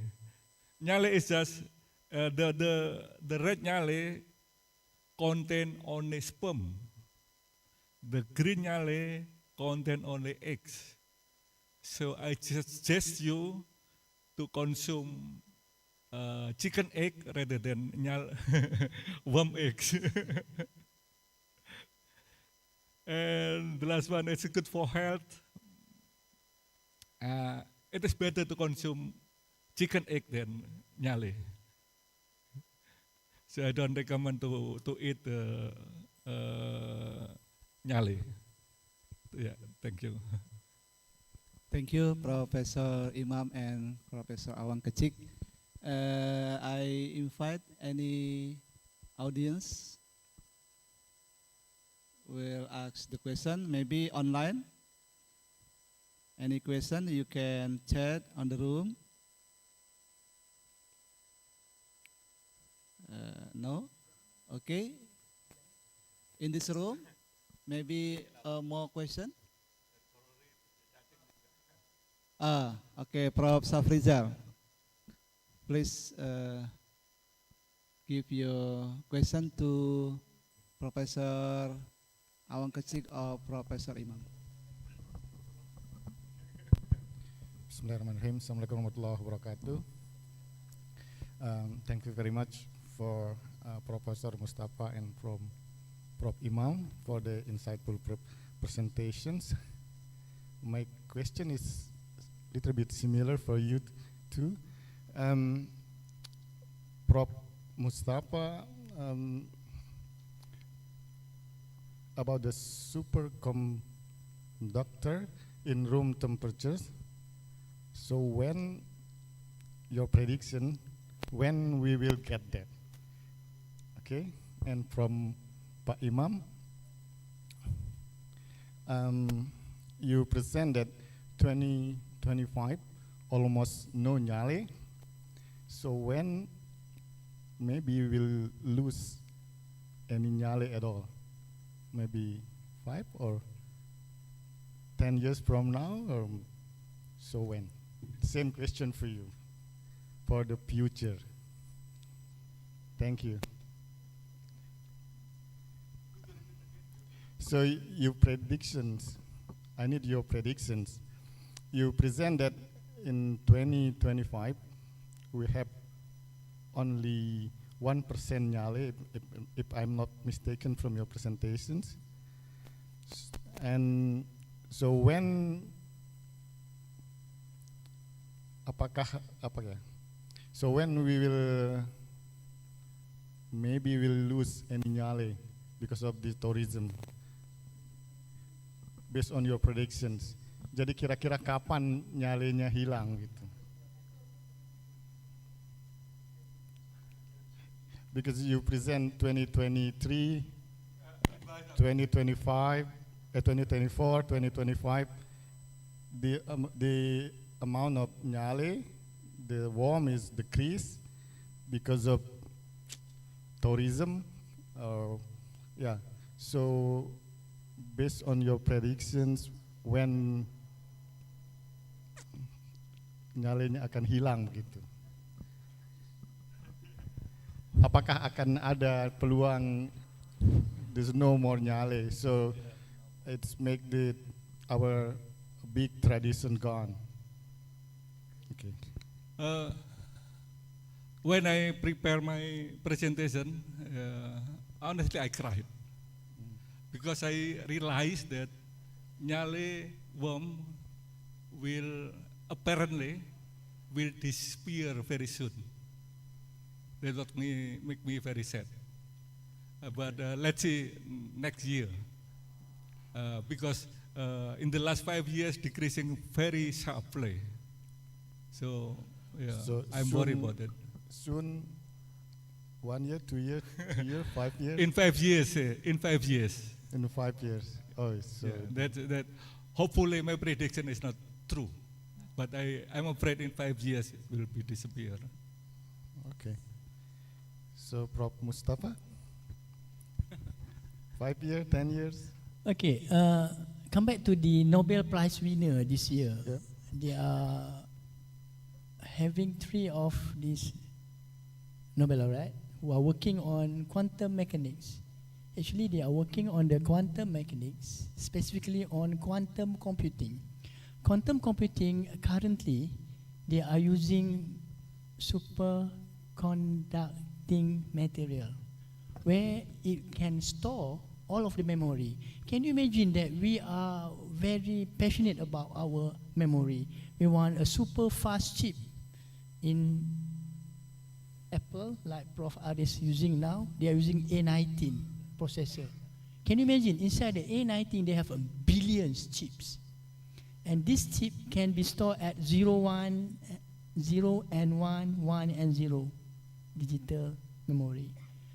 Afterward, they're going to use a cubic. In the cubic form, it can be 1, 0, 0, 1 or 1, 0 in the middle. So as long as we need more storage, scientists are working aggressively because it has now 6 superconducting quantum computer. But it runs at a very low temperature. So I believe maybe in the next 5 years, we can have a room temperature where it can be used first in the super quantum conducting computer. After this, no more this PC. Believe me, in 2030 something, 33 or 35, we are not using this type of computer anymore. Yeah, hopefully, because every time we go to the supercomputer, it's so cold. Yeah, thank you. Okay, we give applause for our speakers. Ladies and gentlemen, as we come to the end of this plenary session, allow me to take a moment to reflect on what we have learned. Both presenters have shown us that sustainability, whether in financial research or ecotourism management, it is not just a scientific pursuit, but a shared commitment toward a more resilient and responsible future. On behalf of the organizing committee, I would like to extend our heartfelt gratitude to Associate Professor Muhammad Mustafa Awangkecik and Professor Dr. Imam Bakhtiar to their excellent contributions and to all participants for your active engagement. Thank you very much for your attention. Please stay with us in the next session and enjoy the rest of the conference at the ICSSTE 2025. As a moderator, I'm Muhammad Taufik. Thank you very much, and I apologize for mistake I made. Thank you. Assalamualaikum warahmatullahi wabarakatuh. Good morning. Thank you very much, Dr. Taufik. Bapak, ladies and gentlemen, Associate Professor Muhammad Mustafa Awangkecik and Professor Dr. Imam Bakhtiar.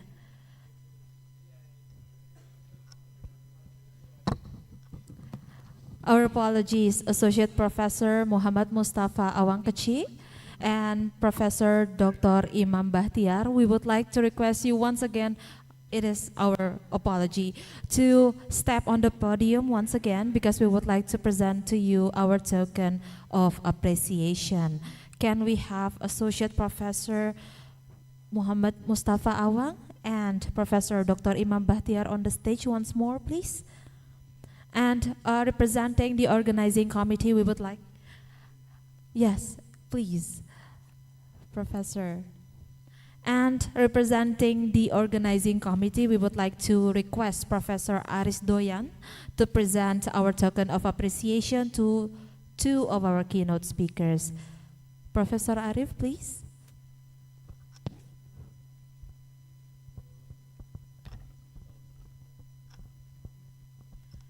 First, we would like to request Professor Arif to provide the token to Associate Professor Muhammad Mustafa Awangkecik.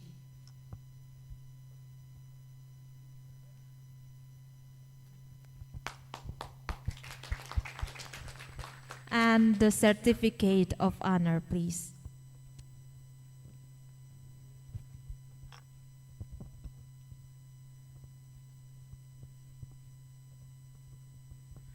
And finally, we would like to request Prof. Aris to present the token to Professor Imam Bakhtiar.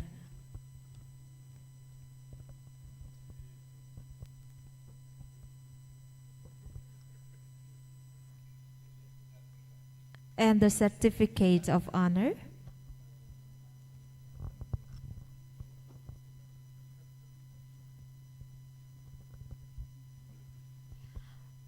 Okay, thank you very much, Professor Imam Bakhtiar. Ladies and gentlemen, another huge of applause, please.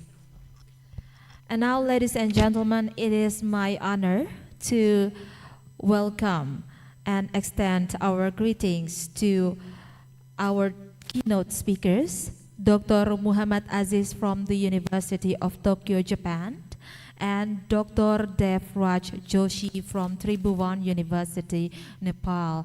They have joined us in Zoom meeting and they are currently online. So without further ado, please help me welcome the next moderator for our next plenary session. Please be invited, Dr. Lalu Rudia Teli Savalas. Bapak Doktor, please.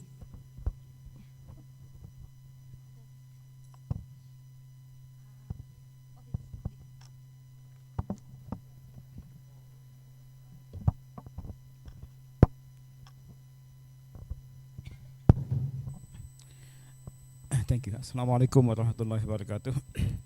Alhamdulillahirabbil alamin wassalatu wassalamu ala asyrafil anbiya'i wal mursalin. Ladies and gentlemen, it's a privilege for me to lead the second plenary sessions. Now we will have the first Dr. Muhammad Aziz from the University of Tokyo, Japan. His background, he got his PhD in Kyushu University, Japan, and his research interests are energy and process integrating engineering. He has numerous publications and more than 13,000 citations already at least, and in addition to his current position as an associate professor in the Institute of Innovative Research, Tokyo University, he also a lecturer in Tokyo University of Agriculture and Technology, Japan. Ladies and gentlemen, let's welcome Dr. Muhammad Aziz to deliver his speech. Okay, thank you. Is it fine? Thank you very much, Dr. Lalu. I don't know whether my voice can be heard over there clearly. Yeah, yes, it's clear. Okay, okay. Before that, I just would like to share my screen first for the presentation. So, okay, can you see my slide over there? Does it work? Yes. Okay, thank you very much. Okay, Assalamualaikum warahmatullahi wabarakatuh. Very good morning, selamat pagi for all of you. So I'm Aziz from the University of Tokyo, and it is really great pleasure to be invited for delivering the talk today. But also, I would like to apologize to all of you that I cannot make it in person because due to some tasks in our university. So today I just would like to talk about quite general topics, but I think it's quite interesting topic also because it is also correlated with all of us, correlated with the hydrogen as future energy factor. And I just would like to focus on the trends in the Asia-Pacific regions and also the strategy of its efficient storage and also transport strategies. Okay. Okay, when we are talking about the hydrogens, I think all of us actually know about the hydrogens, also potentials as the energy carriers in the futures. As we know that hydrogen is abundantly available, but the problem with the hydrogen is that it is available basically in this oxidized state, which is the water itself. So, but actually we need the hydrogens in the elemental state, not in the oxidized state. So when we would like to produce the hydrogen means that we need to free the hydrogen from its oxidized state with the water and also probably other things.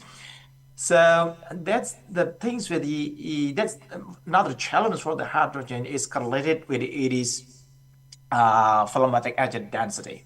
So as we could see, so that hydrogen is potential in terms of gravimetric energy density, and because we could see that it is that gravimetric energy density is basically the highest among the chemical energy, except the nuclear energy.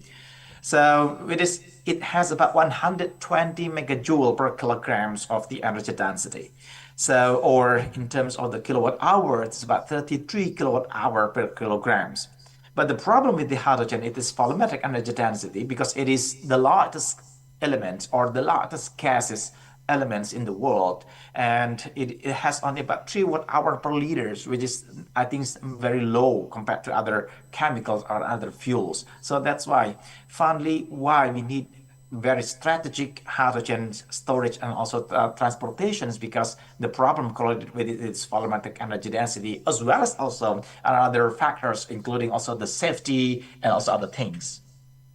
So in the right side we can see over here is that previously in our history also we have experienced several or different energy transitions, and now we are talking also about the energy transitions, especially when we are moving from conventional energy system to much more clean energy systems, especially renewable energy, including also the hydrogen or etc. So in our history we can understand that starting from industrial revolutions in the mid of 18th century, we experienced, or at that time we used the solid base fuels, especially the woody biomass or woody fuels, and also any kind of like coal-based fuels at that times. So people were utilizing any kind of this kind of fuels at that time for any kind of industrial purposes.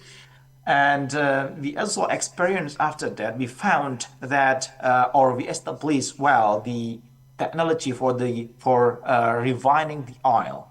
So it starts from 19th century, and we found that oil, like gasoline, diesel, etc., is much more convenient compared to any kind of solid fuels. So that's why the trends for the oil itself getting much more bigger, or it was increasing compared to the solid fuels at the times. But we also experienced another oil shock and also some different trends in our energy transition at the times, and we found that after 19 or 90s, we found that the gaseous fuels is much more convenient or much more efficient in terms of thermodynamic point of views. And so that's why now currently we are experiencing much more focus on the gaseous fuels, including also methane gas, like natural gas, hydrogen, or etc. So you can imagine, it's like in case that for combustions or any kind of like power generations, we can utilize the coal or any kind of like woody biomass, and when we combust it, we can just get any kind of temperatures of about 1000 to 1100 or 1200 degrees Celsius. But in case that we utilize the gas, we can achieve temperatures of about 1800 to about 2200 degrees Celsius. It really depends on the gas that we are using. That's the theoretical temperature that we can get. It means that the higher temperature, in terms of the thermodynamic point of views, we can get much more higher efficiency in terms that we would like to convert it to any kind of like electricity or other chemical energy. Okay, next. Okay, this is the characteristic related with the hydrogens. And I just would like to talk why hydrogen is potential, but also why hydrogen is also challenging for all of us. As I mentioned previously, that the gravimetric energy density is really high, with 120 megajoule per kilograms. But the problem is that correlated with the volumetric energy density is very low. And also another challenge and also opportunity for the hydrogen is that this flame velocity is very high. It is about 350 centimeter per second. So in case that we combust the hydrogen at a time, we can get very high flame velocity. So that's why hydrogen is basically preferred for any kind of like system that probably requires any kind of like high driving force, including also like jet engines or any kind of like jet engine based power generations, and also airplane or etc. So it is about 8 times of the methanes. And also the ignition range means that the volumetric concentrations of the hydrogens, the ignition range ranges from about 4 to 77%, which is the widest ignition range on by any kind of chemical fuels. So we can usually, for the chemical fuels, including also gasoline, ammonia, or etc., they ranges from about 10 to 35 or 40%, which is a half of these hydrogens. But hydrogen can start from 4% of volumetric concentrations to about 77% in rich conditions, which is very wide. It can be any kind of benefits, but it also can be any kind of challenges, because in case of safety, this ignition range means also the challenge or any kind of like dangers. But in terms of the combustions or any kind of utilization, it is also very, very beneficial for all us.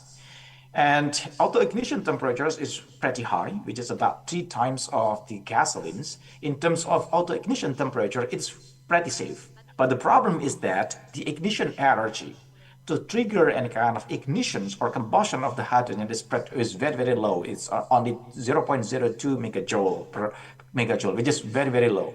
So we are facing between the challenges and also the opportunities for the hydrogen. So the problem is that how far we can utilize the hydrogens and also minimize the dangerous aspects of the hydrogens or the safety aspect of the hydrogen itself.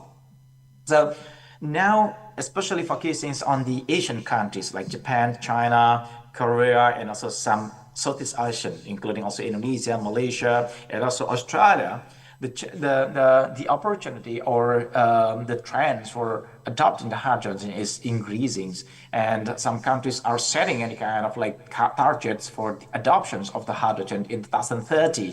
Like Japan's setting about 3 million tons of hydrogens. China is about 10 million ton, South Korea about 5, India also about 5, and also Australia about 1 million ton per year of hydrogen adoptions. But when I try to compare between these among countries, I think Japan has much more clearer target compared to other countries. So now we are targeting for 3 million ton hydrogen import to Japan, replacing the currently imported coal and also natural gas. So this is the possible roadmap for the hydrogens. I think this pretty general concept for the adoptions of the hydrogens. So in general, there will be any kind of 3 different steps. The first is the pilot introduction period, I think. And the second steps or period is about the infrastructures. I think this is the most important or the most key crucial period for all of us. How far actually we can build any kind of massive infrastructure to facilitate the hydrogens to be adopted or to be utilized in our society.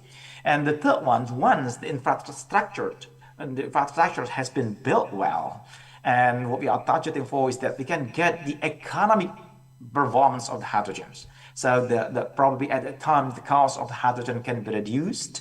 So because probably we have also some surplus or excess electricity to produce the hydrogens, and also the cost of other fuels also increasing due to any kind of like carbon penalty or etc. So we need to not only seeing the cost of the fuels, but also how far we can consider also or include also the cost for the CO2 itself. So in case, so there will be any kind of options, whether we would like to adopt any kind of like clean energy, or we would like to adopt any kind of like carbon-based fuels, including also fossil fuels, but we need to pay the penalty for the carbon dioxide emitted.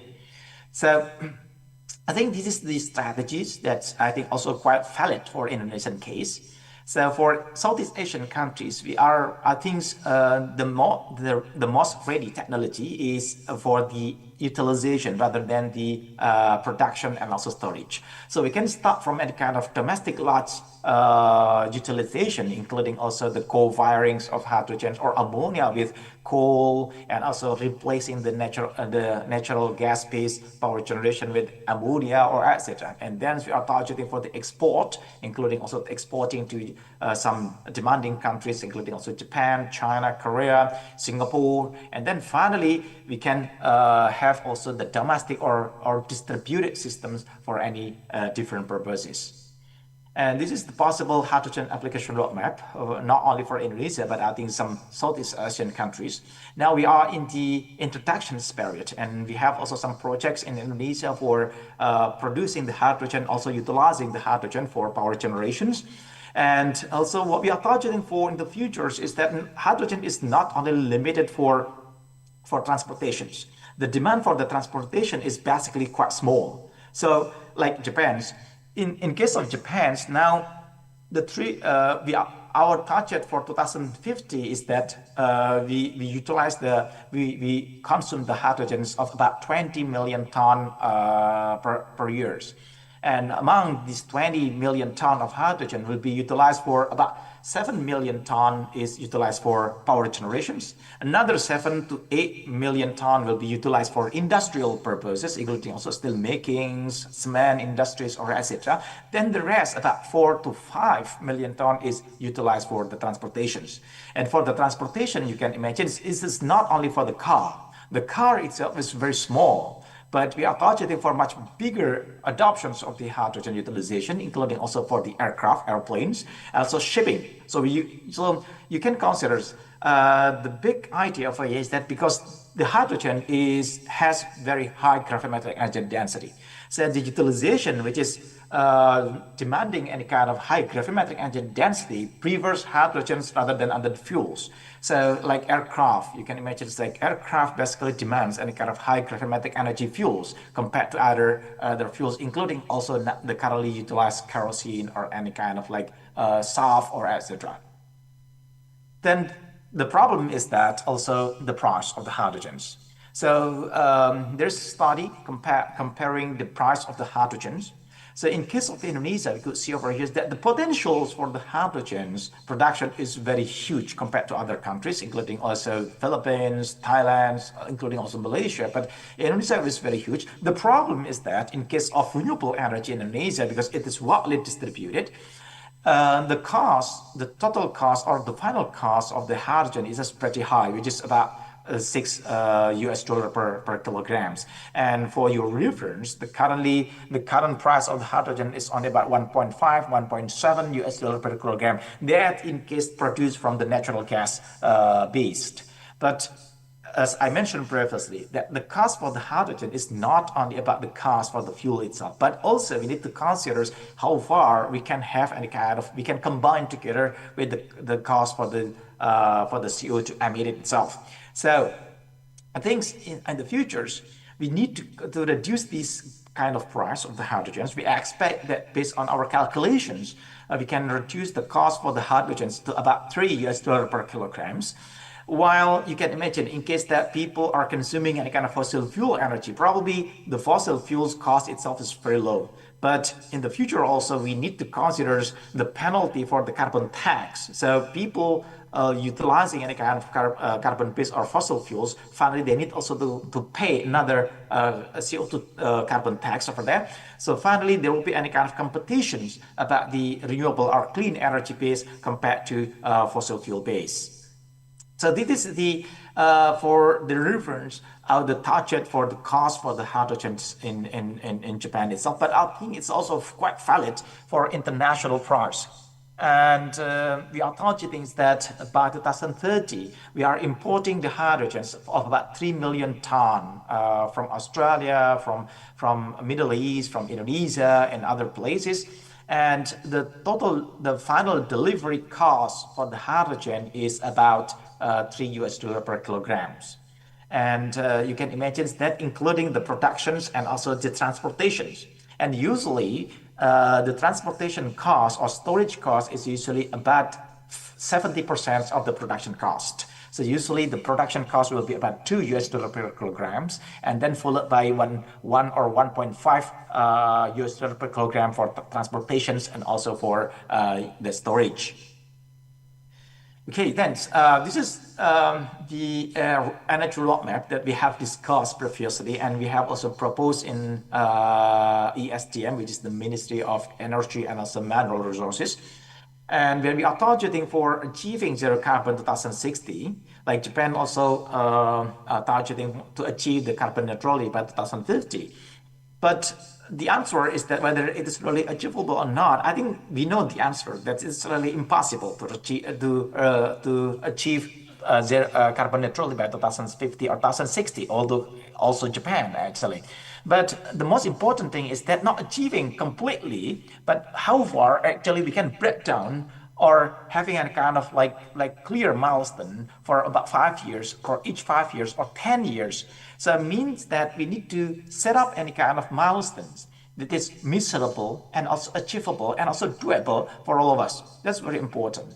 So we have try to figure out what kind of strategies we need to do in the future, including also the introductions period 2025, 2030. And I think from 2030, we can also have a large-scale deployment or utilization of hydrogen, especially for the coal-firing in the coal-fired power plant. And then also we can utilize also any kind of like vehicle-to-grid technology for utilizing the distributed electric vehicles in the country for energy storage, for energy balancing, for any kind of ancillary services or etc. And then we can also improve the hydrogen market, not only domestic but also international market.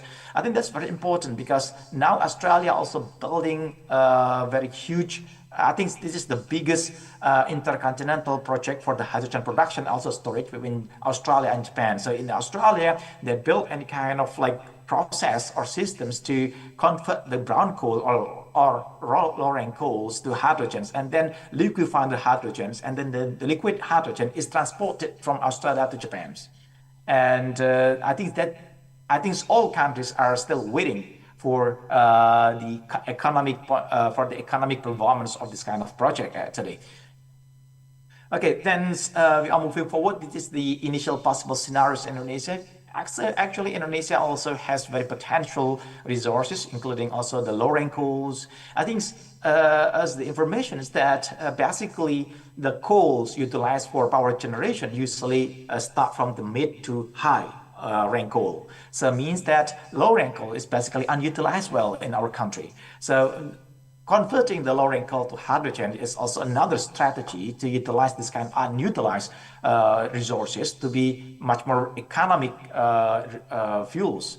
And also another potential one is including also the waste coming from industrial and also agricultural activities, including like palm kernel shell, palm EFB, or empty fruit bunch, or etc. And also another one is hydropower, geothermal powers. Although I think for the geothermal power is quite challenging because the prices will be quite high. And also for the storage, we are also quite mature. We have mature technology for converting the hydrogens to ammonia. We are producing about 4 million ammonia per year. So it means that the technology for converting the hydrogen to ammonia is quite mature in Indonesia. And also probably we can have also some other storage strategy, including also compressed hydrogen, also liquid hydrogens. And also for utilization, as mentioned, that we are also quite ready because we have existing coal combustion, so like coal-fired power plants, we don't need to modify further as long as we just need to coal fires. So feeding the ammonia to the coal-fired power plants also possible until about 20% of ammonia. And then also we can actually co-fire also together with any kind of like diesel blends, so to increase also the performance during the combustions and the fuel cells or etc. This is some we have also figured out some potential export, production, storage, and also transportation to Japan. And we found that producing and also transporting hydrogen from Indonesia to Japan is much more economic, and also much more higher opportunity compared to Australia to Japan case. As you can imagine, in case of transporting hydrogen, especially liquid hydrogen from Indonesia to Japan, it just needs about 10 days for the transportation. But in case of Australia, it needs about 16 days. The problem with the liquid hydrogen is about the boil off, because the boil off means that some of the liquid hydrogen is evaporated, and we need actually to exhaust this kind of evaporated liquid hydrogens because the increase of the temperature inside the tank. And this is some potential adoptions of some also challenges in hydrogen adoptions for the Asian countries, including also the technical mastery. How far actually we can master the technology for production, storage, transportation, also utilizations, and also creating any kind of cost reduction, promising economic scenarios. How far actually we can combine together with the carbon-based price, because in case that as the reference that now the carbon tax is about $2 per ton CO2, which is really low. For your reference, the cost for separating CO2 using any kind of amine technology is about $20 to $30 per ton CO2, which is about 10 times of the current carbon tax. So how far we can reduce the cost for the carbon captures and also increasing the carbon tax itself. So finally, we are expecting that by 2035 or 2040, we can increase the carbon tax to about 8 or 10 US dollars per ton CO2. So at that time, I think there will be any kind of fair competition between the clean energy and also with the fossil fuel-based energy, because in case of fossil fuels, you need also to pay the carbon tax itself. And then another challenge is considered about the resources, diversification, infrastructures, and also stable consumption of productions. Okay, we have around 5 minutes. Okay, sure. Thank you very much. Thank you. Okay, then we are moving forward for the strategic storage and also transportations. As I mentioned previously, that hydrogen is the smallest element in the Earth. So it means that it is really difficult to store, and the volumetric density is very low. Diffusivity is also very high, so that's why the flame speed, the flame velocity is very high for the hydrogens. Reactivity also very reactive. Density from the gravimetric point of view and also volumetric point of view, they are really different. They are very extremes, and also the flammability. So there are some options for storing the hydrogen, including so physical and also chemical storage. Physical, including compressed, liquid, slush. I think this is the new information for all of you. Slush is between the liquid hydrogen and also solid hydrogens.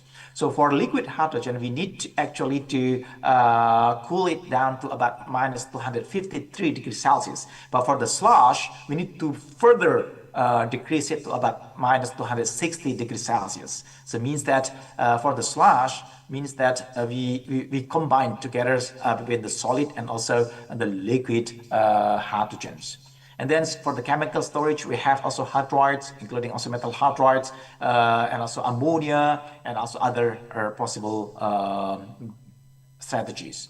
And then this is the in general pictures about the hydrogen storage. So we are targeting that we can achieve or we can have any kind of high gravimetric and also high volumetric hydrogen density.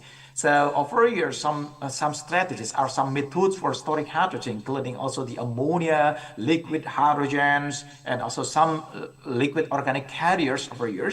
So we can focus on that things. So we have also studied. I think for the further information, you can read our paper over years. So we are comparing between the liquid hydrogens, liquid organic carriers, including especially toluene to methylcyclohexanes, and also the ammonia. And also for the ammonia, as we could see already that ammonia can be used directly without any kind of decompositions, or we can also decompose it first to hydrogens, and also we need also purifications. So as the result, what we are expecting for is that for the liquid hydrogen, because the temperature is very low, means that we need very huge energy for that. And now the current energy consumption for liquefying the hydrogen is about 11 to 13 kilowatt hour per kilogram hydrogen. It's about 1/4 or 1/3 of the energy stored by the hydrogen itself. And also the problem with the liquid hydrogen is that during the storage and also transportation, there will be any kind of boil off. So we need actually to have very good insulations for the tank itself. And so for the toluene or liquid organic hydrogen carriers, the big challenge for here is that we need hydrogenation and also dehydrogenations during the release of the hydrogens. So that's also another consumptions of the hydrogens. Another challenge for this one is that it is hydrogen density, storage density is very low compared to others. And the last one is ammonia. So ammonia is pretty good, but in case that we would like to release the hydrogen from the ammonia, we need the decomposition, also purifications. That also consumes the energy for that. So in terms of the cost, what we found is that in case that we just would like to transport non-carbon based fuel, especially the hydrogen over here, and utilize the ammonia directly, so the total cost would be much more lower compared to other options. So this is about, in terms of the US dollar, in total is about, it's about 0.18 US dollar per cubic meters of the hydrogens. And compared to liquid hydrogens is much more higher. Because so in case that we are preferring for high purity of the hydrogen, finally liquid hydrogen is much more preferred. But in case that we just would like to bring any kind of like clean energy, hydrogen-based energy, and we can utilize ammonia directly, ammonia is much more preferred in this case. So there are some, also we have built some scenario comparisons over years, and we found that ammonia is much more promising in compared to the methanol itself. So methanol is much more higher compared to ammonia, and we found that the shippings, transportation using ship is very low, is the lowest one compared to others, followed by the pipelines. This is the detailed one, but I think its time is very limited. And another promising technology for liquid for transporting the hydrogen is the liquid hydrogens. As we could see over here, this is the diagrams showing any kind of like the steps for the hydrogens, liquid hydrogens, liquefactions, also utilization over years. And the big challenge for, I think this is quite new for all of us, that the big challenge for liquid hydrogen is that in normal condition and buoyant conditions, actually hydrogen has two different conditions: orthohydrogen, also parahydrogens. Orthohydrogen means that the two spins of the hydrogen is the same directions, and for the parahydrogens means that the spin is in different directions. They are sharing Both of them are basically the hydrogen itself, but the problem is that the energy stored in O2 and spark hydrogen is really different. So in buoyant state, like 1 bar or something like that, about 25% my of the apology, we hydrogen have is spark hydrogen. very limited time, so Okay, can sure. we take a Sure. conclusion? I think this is the last one actually. Okay, thank you. So for the auto hydrogen, it's about 75%. But in case of liquid hydrogen, it changes 100% to auto hydrogens. That's another challenge because the energy density is really different among them. Okay, this is the for the Indonesian case. I think I have talked also previously, and this is my last slide for today. So what actually Indonesia need for the clean energy? So hydrogen is one option, but what is the most important over here is that we need to build the scenario by our own self. So we cannot only relying on the strategy or success story from other countries now.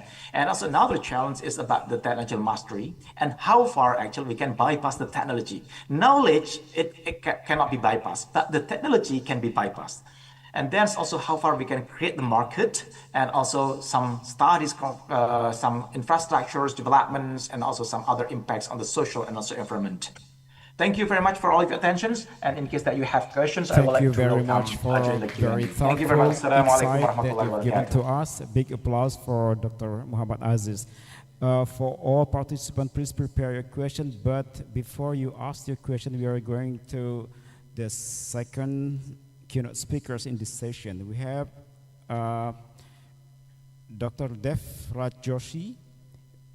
He's from Tribhuvan University, Kathmandu, Nepal. His research interests is in the environmental. He's an environmental microbiologist with over 20 years of experiences in research and teaching. His major research interests are functional microbial ecology and of aquatic ecosystems, including bacterial diversity, antibiotic resistance, and circulation of potential pathogen in water and wastewater. He has numerous publications, over 100 publications with H index around 40, more than 1,300 citations already. He is an associate professor and head of the department at Central Department of Microbiology at Tribhuvan University, Kathmandu, Nepal. He got his first and second class academic medal, National Science Award, and also first and second South Asian Symposium on Microbial Ecology. Now we will have Dr. Dev Raj Joshi from Tribhuvan University, Kathmandu, Nepal, for the next 25 minutes. Dr. Dev, time is yours. Thank you, Professor Lalu. Am I audible? Can I hear? Yes. Can you hear me? Yes. Thank you very much. First of all, thank you very much, Professor Lalu, you and your team providing me this opportunity to share some of my students' work with you. In this, let me just fix over here.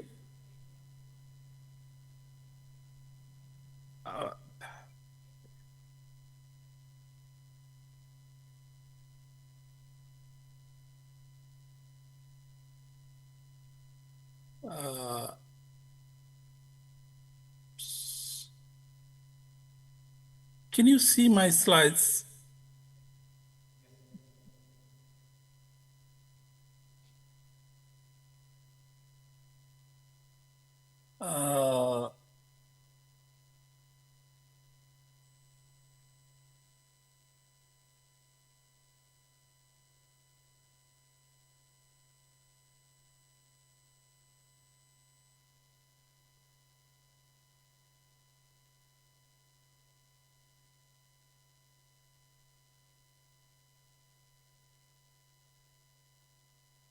Hello?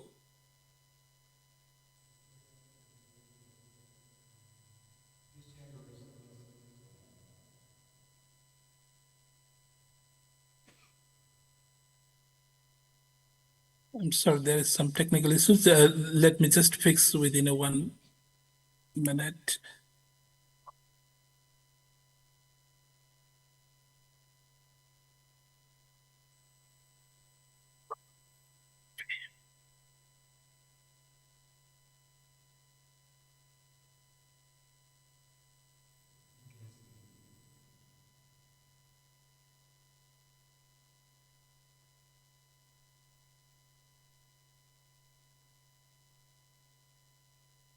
So can you see my slides now?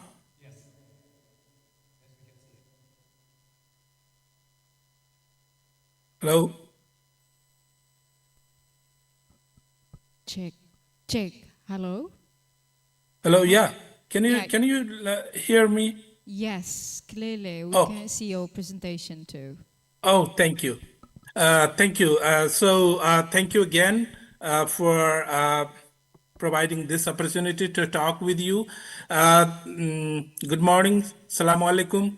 I will be talking a little bit differently this morning with you on this tiny bacteria, a biological science, and how these tiny bacteria in the environment are linked with our health, and possibly we are heading towards the biggest health crisis of our time. So before I start, if the audience is not familiar about where I am from, this is Nepal, and you can see we are in between two giant countries, China and India, and this very small country. I guess you are here somewhere here in Lobak. And Nepal is particularly known for its high Himalayas, mountains. The highest peak of the world, Mount Everest, is in Nepal. And we have 14 more peaks similar to that. And this is my university, Tribhuvan University, a largest and oldest university in my country. Where we enroll nearly 500,000 students per year. And in the central campus, this is an overview, aerial view of my university. And somewhere here is my department. My department is Central Department of Microbiology. Currently, I'm head of this department. And this is actually a small department, though we enroll 30 students, master's students, because this is the central campus, so we enroll only the postgraduate and PhD students, and 16 faculty members work here in this very small building, and we publish nearly 50 science citation index papers. That number goes sometimes up and down. And we are well connected with the abroad universities, as well as we are well networked with the national research institutions in Nepal. We also publish a journal which is indexed locally. So this morning I will be talking three different topics very quickly. First, I will a little bit give you the glimpse of the burden of antibiotic resistance. Secondly, I will be talking about the antibiotic resistance that we are looking and working on here in Nepal. And third, one of the possible solution probably for the antibiotic resistance, that is the searching of the microbial resources probably that can produce novel antimicrobials in future. So first, so if you are not well familiar with the this microbiology, let me briefly tell you that bacteria bacteria have different mechanisms by which they can resist the antibiotics. Antibiotics inhibit or kill the bacteria which cause the infection or disease to us.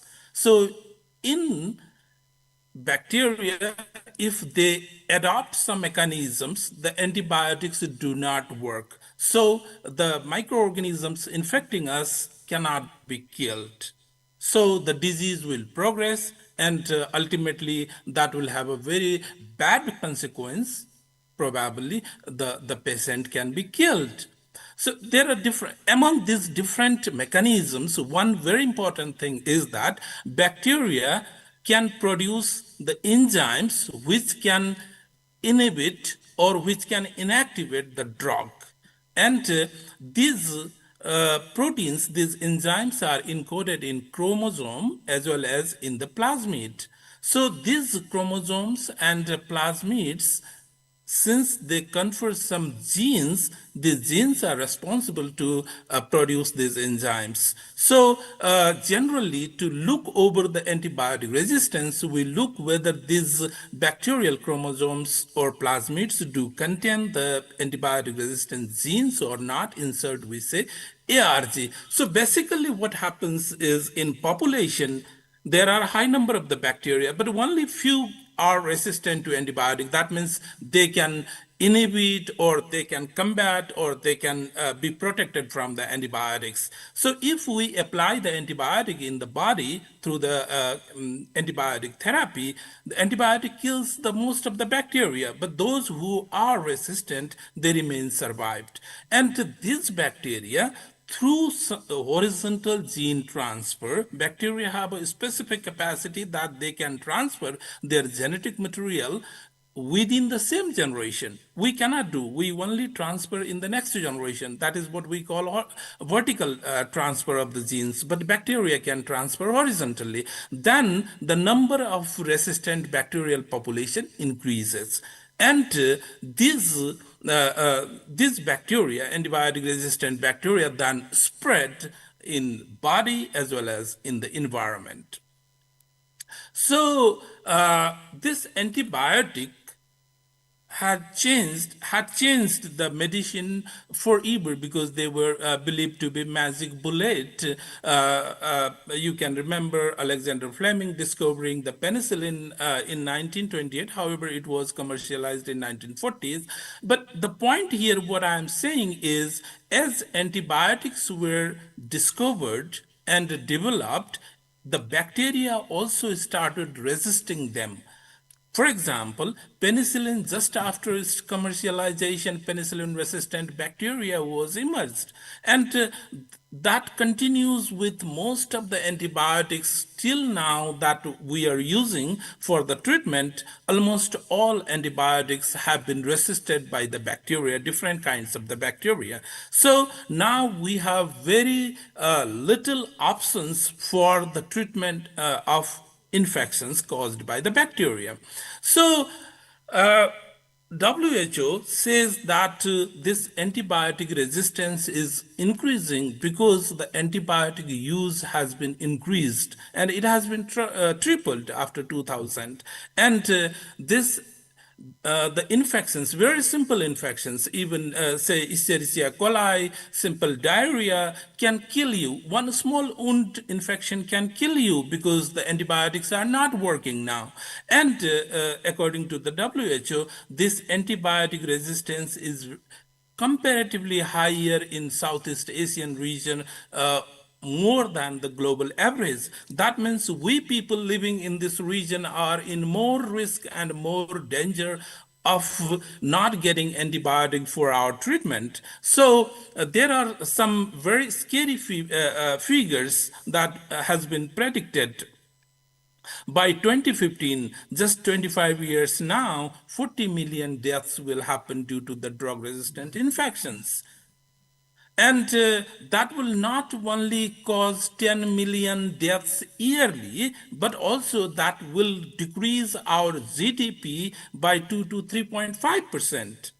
And just after 5 years, if this prediction works, and if we do not act now, then 24 more million people will fall in the extreme poverty. That will imbalance our economy. So we developed antibiotics, but these antibiotics are not working. Bacteria are more smarter enough to resist these antibiotics. So we are in the great risk of returning back to pre-antibiotic era. That means before 1930s, where the people used to be killed by very simple infections. So this is the biggest global crisis. It it is not declared by WHO as a pandemic, but it is in fact a pandemic, a silent pandemic, and none of the countries in the world have been prevented from antibiotic resistance problem. So this is the global problem, all of ours problem. So now, how this antibiotic resistance is increasing so much? One of the major vehicle is the environment, in particular the wastewater. The wastewater environment is very much stressed, and in the stressed environment, bacteria can disseminate their resistant genes to closely related other bacteria. And this bacteria from the environment get back to the humans to cause the infections, where now they are called superbugs. They cannot be treated by the available antibiotics. So only human or clinical setting or hospitals are not only suffering from antibiotic resistance, but all the environment is being suffered. So antibiotic resistance problem cannot be understood simply by looking the bacteria that are causing the infection to the humans, but also to the animals and the bacteria that are circulating in the environment. So the environmental bacteria are more important than any others for disseminating the antibiotic resistance. So what we are doing to see or to understand how this antibiotic resistance is increasing in the wastewater, particularly in Nepal, we are monitoring the whole Kathmandu environment, rivers, different wastewaters, hospital wastewater, municipal wastewater, pharmaceutical wastewater, as well as we are also looking for some drinking water, though I will not show the drinking water data here. We use conventional microbiological methods as well as the genomic methods to understand what the bacteria are circulating and what the genes they are carrying in our environment. So you can see in pharmaceutical wastewater, this P represents pharmaceutical, ES represents hospital, EM is municipal, and raw. Antibiotic resistance ratio against the third generation cephalosporin, one of the very important drug, you can see is over 50. That means nearly half of the bacteria in our different wastewater and river water are resistant to this third generation cephalosporin. And these bacteria are, this red one is Escherichia coli that can cause the diarrheal diseases and several other diseases. And this blue one is the Klebsiella pneumoniae that can cause us Klebsiella pneumoniae as well as sometimes other gastro infections. And these different environments contain the genes that are in this bacteria that I told you, E. coli, Klebsiella, or several other bacteria. These genes confer the resistance to beta-lactam antibiotics, as well as the carbapenem antibiotics, cephalosporin antibiotics. So we found all of these environments do contain the antibiotic resistant genes, potential pathogens, and the ratio of antibiotic resistant bacteria in this environment is very high. We also checked the carbapenemase producing bacteria in hospital wastewater and other river and sewage water. Carbapenem, let me tell you, this is the last resort of beta-lactam antibiotics. After carbapenem, there are no more antibiotics remained. So we found that hospital wastewater, sewage wastewater, even the treatment, wastewater treatment plant and untreated sewage are discharging the bacteria that are carrying the different carbapenem resistant genes, and their number is consistently high in summer. However, they also present in the winter, and they contain not only the serine carbapenemase but also metallobeta-lactamase antibiotic resistant genes. And more importantly, they contain the integrons which are responsible for horizontal gene transfer, or that can increase the chances of antibiotic resistance dissemination in the environment. And not only the beta-lactam resistant or carbapenem resistant genes, but also we found the fluoroquinolone resistant bacteria and their genes in river systems. And this is interesting to see that the tributaries have comparatively low fluoroquinolone resistant genes, but as these tributaries mix to the river, main river, the number again increased. That means not only the untreated sewage, but also the tributaries discharge antibiotic resistant genes, making these rivers the reservoir of antibiotic resistant genes. And another interesting fact that we reported is municipal wastewater bacterial community and the river wastewater bacterial community was overlapped, though that was distinct from pharmaceutical wastewater. This was quite surprising for us. So we checked. We found that pharmaceutical wastewaters are not directly discharged to the river water as municipal wastewater is discharged. They simply their volume, because in Nepal pharmaceutical industries do not have the large volume of wastewater, so they simply discharge into the soils rather than into the rivers. So a bacterial community is not overlapped. So we can say that municipal wastewater has a more impact on rivers or in the environment compared to the pharmaceutical wastewater. And this is not the global case, this is the local case in our case. And another co-occurrence network of the bacteria, if you see, pharmaceutical wastewater co-occurrence network shows that there are more stresses, that may be the antibiotics or other antimicrobials, compared to the municipal wastewater and the river water. And in the hospital, because hospital is the key source of antibiotic resistant bacteria and their genes in the environment, so we found multiple potential pathogens: Acinetobacter, Pseudomonas, Aeromonas, Shigella, Escherichia, Praetor, multiple bacteria we found and their genes. Phenotypically, they showed resistance to multiple antibiotics, and corresponding to it, antibiotic resistant genes were present, and also the mobile genetic elements in multiple bacteria, particularly Escherichia coli, Klebsiella pneumoniae, and Aeromonas, Acinetobacter, etc.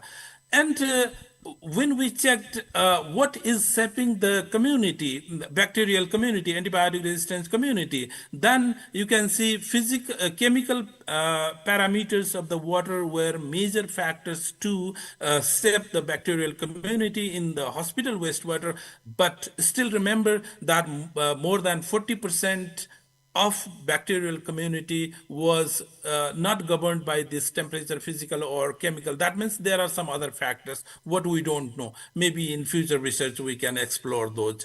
And another thing. Sir, we have more or less 5 minutes. Oh, sure. I will try to be very quick. And in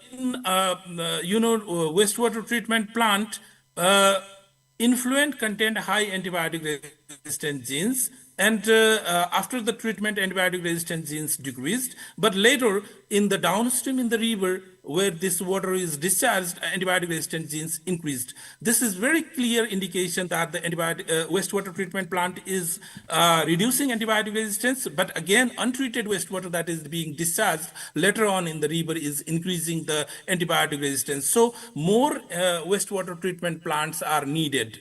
So in conclusion, that hospital and municipal wastewaters are the key source of antibiotic resistance, and this antibiotic resistance can be transferred to the surface water and groundwater and ultimately to the human, posing the great public health risk. So very quickly, let me tell you what's the solution then for the antibiotic resistance. There could be the different debates. The first thing, prevent from the infections. That is the best thing. If there will be no bacteria, no antibiotic resistance. Second is the reduced antibiotic resistance residue in the environment. Do the bioremediation. Antibiotic degrading bacteria can degrade the antibiotic, and there will be no antibiotic resistance. Third one is develop the novel antibiotics. And thirdly, we can go for some alternates to antibiotics.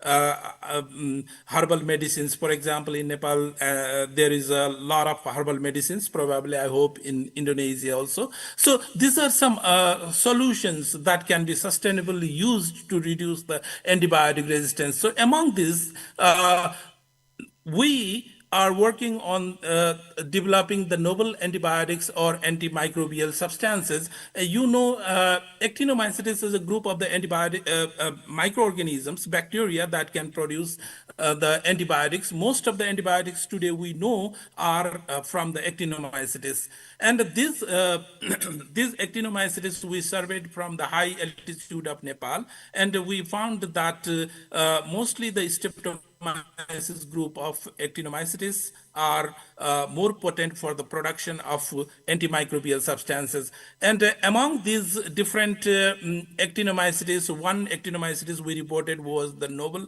species, and we named it as a Nocardia nepalensis. And we found that these different actinomycetes that we have surveyed, they can produce the antibacterial compounds like miamycin, nocardamine, nocardamycin B, and these are known antibiotics. But this gives us the clue that these actinomycetes could contain or can synthesize the novel antibacterial compounds. Similarly, we also found the actinomycetes that synthesized the antifungal compounds like lineromycin. And very importantly, most of our actinomycetes synthesized unknown compounds. So there is the possibility that there would be the novel antimicrobial compounds. So in conclusion, antimicrobial resistance is the pandemic and the greatest crisis to the human health of our times. Wastewater environment is pivotal for spread of antibiotic resistance, so continuous monitoring is required. The solutions are urgent because we are facing this crisis. So microbial resources from extreme environments like high altitudes could be the effective source of microorganisms that can produce novel antimicrobials. So the resilience begins in our soil, in our water, and our collective efforts will require to give the solutions for this innovation. So my key message is, the first, we need the awareness. We need to adopt, we need to understand that this is the real problem. And we are facing the huge crisis. For this, we need to do the research. We need to advocate this, and we need to educate the people. And then we can go for the action that let us reduce the antibiotic misuse and the pollution of antibiotic residues in our environment. Let us strengthen our wastewater management, particularly the treatment. Invest in new antimicrobial pipelines so that we will have a new antimicrobial compounds.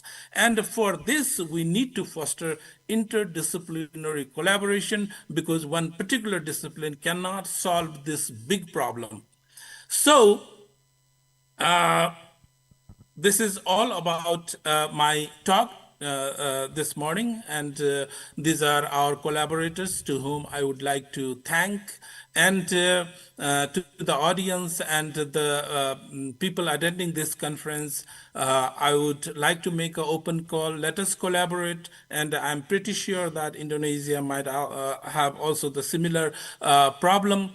So from the environmental sector, from the engineering sector, we can collaborate together to save the human lives on this planet. Thank you very much. Over to you, Professor Lalu. Okay, thank you very much, Dr. Dev. Big applause for Dr. Dev George. Okay, now we are going to the Q&A session. I'd like to invite audience in this room to ask your question. Please introduce yourself and address to whom your question. Okay. Question? Okay, from Dr. Safrizal, Professor Safrizal.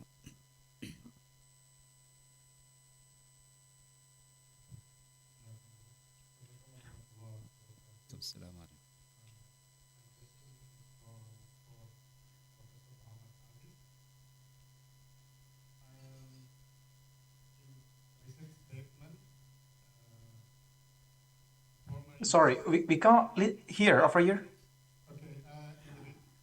In the recent statement, U.S. President Mr. Donald Trump said that hydrogen car has one problem, which is blows up. And as a researcher in this hydrogen energy system, how would you respond to such concern about the safety of hydrogen as a fuel? Could you elaborate on how modern hydrogen technology could address this? Thank you. Is it? Okay, yeah. Please, Dr. Aziz. Sorry, could you please repeat it because the voice is very small. I think from the MC it's much better because. Okay, the question is with the safety issues when you're using hydrogen fuel. Okay, thank you very much. Okay, thank you very much, Prof. Aris, actually for a very nice question. So yes, we are also facing problems with the safety issue of the hydrogens. So whether hydrogen in gaseous forms, in liquid forms, and also in some like ammonia forms, also I think we are facing challenge. Yeah. Now, how far actually we can increase the safety of the hydrogen itself? But in terms of general point of views, as I also mentioned previously, that hydrogen is the lightest materials. Once the leakage happens or hydrogen leaks from any kind of tanks, basically it will be, it will go up very quickly because it is the lightest materials. And also the auto ignition temperatures is pretty high. Basically, in terms of this, it is quite safe. But in terms of auto ignition energy, it is very low. So we need to tackle down this kind of problems. So some safety standards now being developed actually, and especially like for the liquid hydrogens, problem with the cold heat or any kind of problems correlated with these kind of cryogenic conditions. That's also another challenge. But now safety protocols also have been conducted, and also the problem with the embrittlements for the pipes or etc. Now we also develop some materials for that, so we can extend the lifetime of the tubes or the pipelines for years. So yes. Actually, the challenges need to be tackled down in the futures, including also the standards and also some protocols, some technologies for that. Thank you very much for your questions. Okay, thank you, Professor Aziz. Next question, please. Okay, from audience. While waiting for next question, I have one question to Professor Devraj Josh. Having known the occurrence of antimicrobial resistance, and okay, the easiest suggestion is to control waste from pharmacy, municipal, household, etc. From different approach, which one do you think is the most promising one?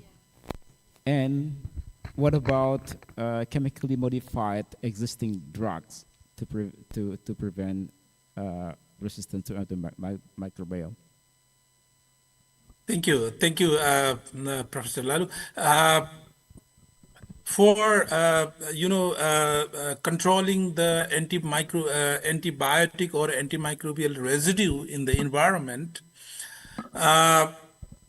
we are looking for some emission guidelines that how much antibiotic or antimicrobial residue should be there in wastewater before discharging it into the river systems.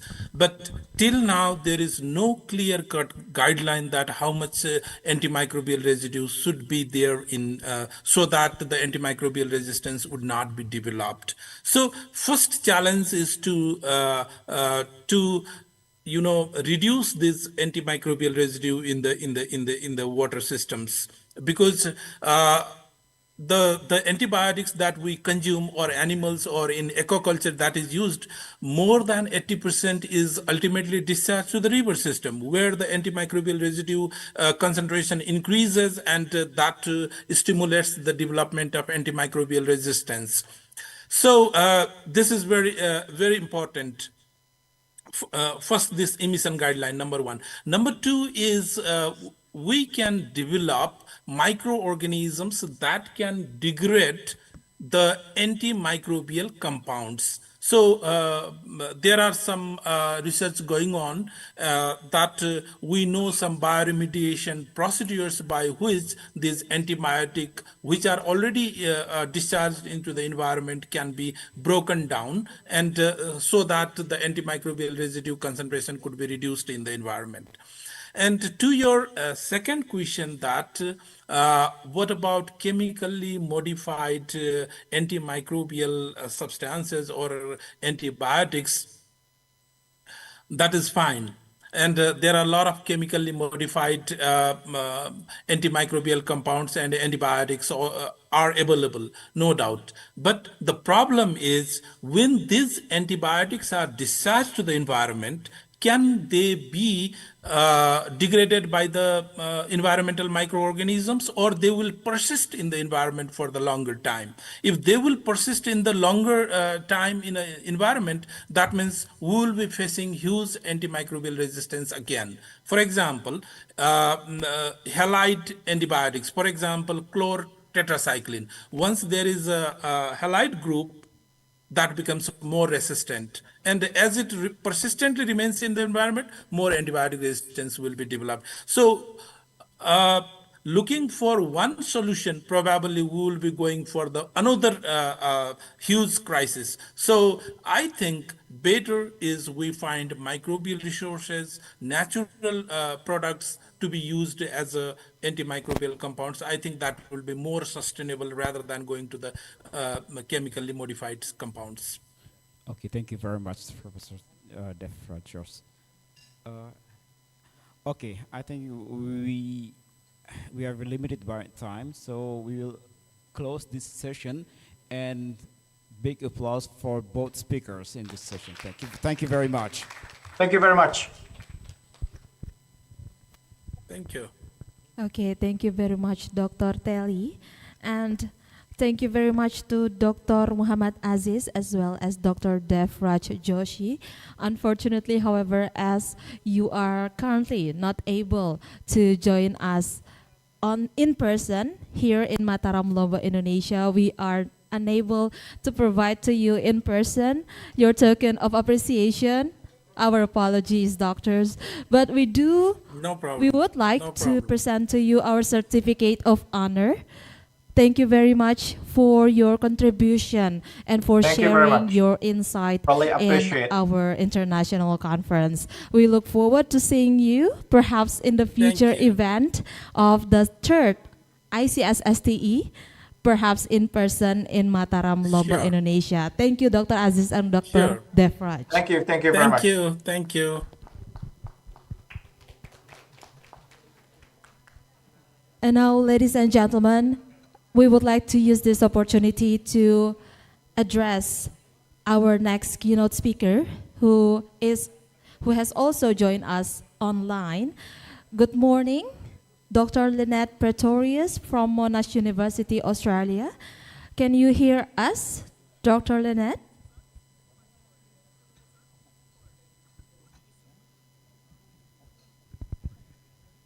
Okay, we would like to address Dr. Lynette Pretorius one more time. Dr. Lynette, are you here with us at this very moment?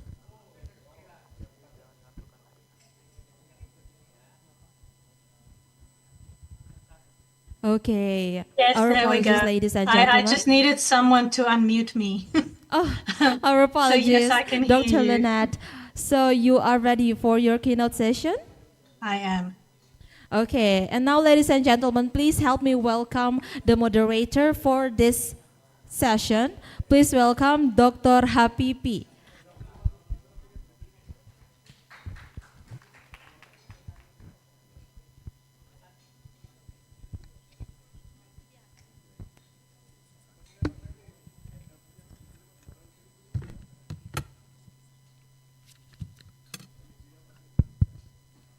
Bismillahirrahmanirrahim. Assalamualaikum warahmatullahi wabarakatuh. Good afternoon, everyone, and welcome to the plenary session 2 of the second International Conference on Sustainable Science, Technology, and Education 2025.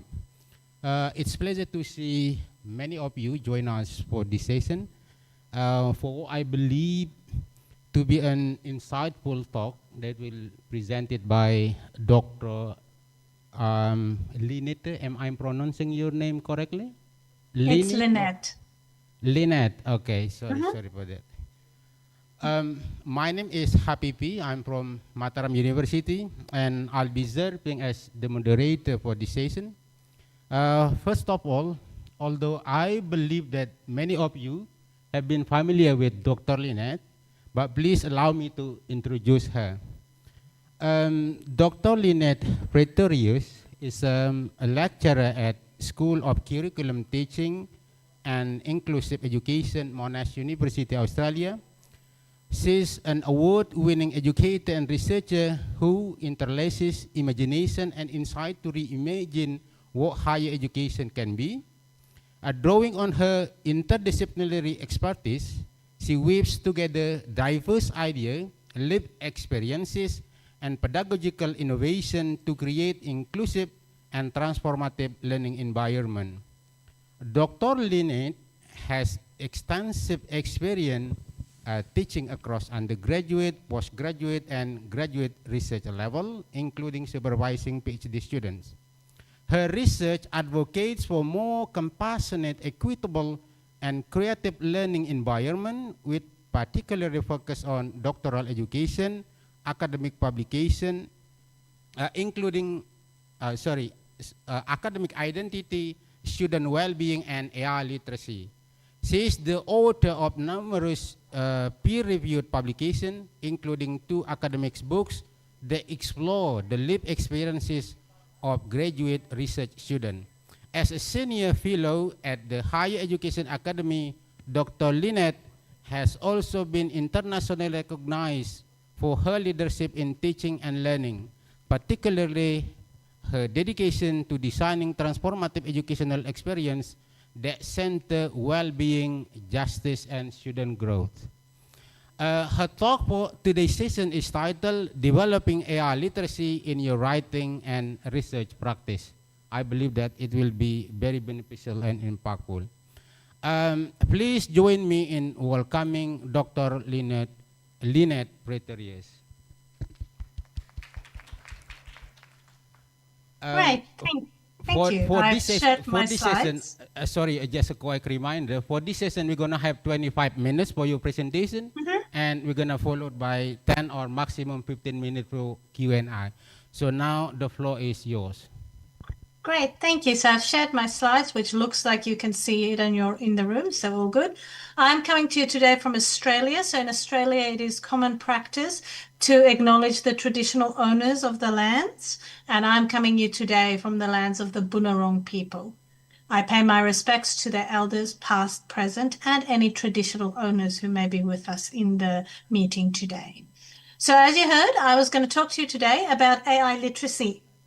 So firstly, it is important to understand the difference between generative AI, and AI literacy. So I'm going to explain that. And then I'm going to give you some examples of how you can use generative AI in your writing and research, some of the ethical issues that are associated with that, and how you go about acknowledging that clearly in your work. So firstly, AI has been around for many years and is used all over the world for all sorts of things, including to improve sustainability and so forth. AI is used to mimic human intelligence. So the most obvious examples you will know of are things like grammar checking software like Grammarly or your autocorrect on your phone, navigation apps, and those sorts of things. They use technology such as machine learning, natural language processing, and computer vision to help them mimic what a human would do when given a particular situation. Generative AI, however, has completely changed the way AI works because it doesn't just mimic human intelligence, it actually can mimic creativity, which means that generative AI can create new content, not just reproduce existing content.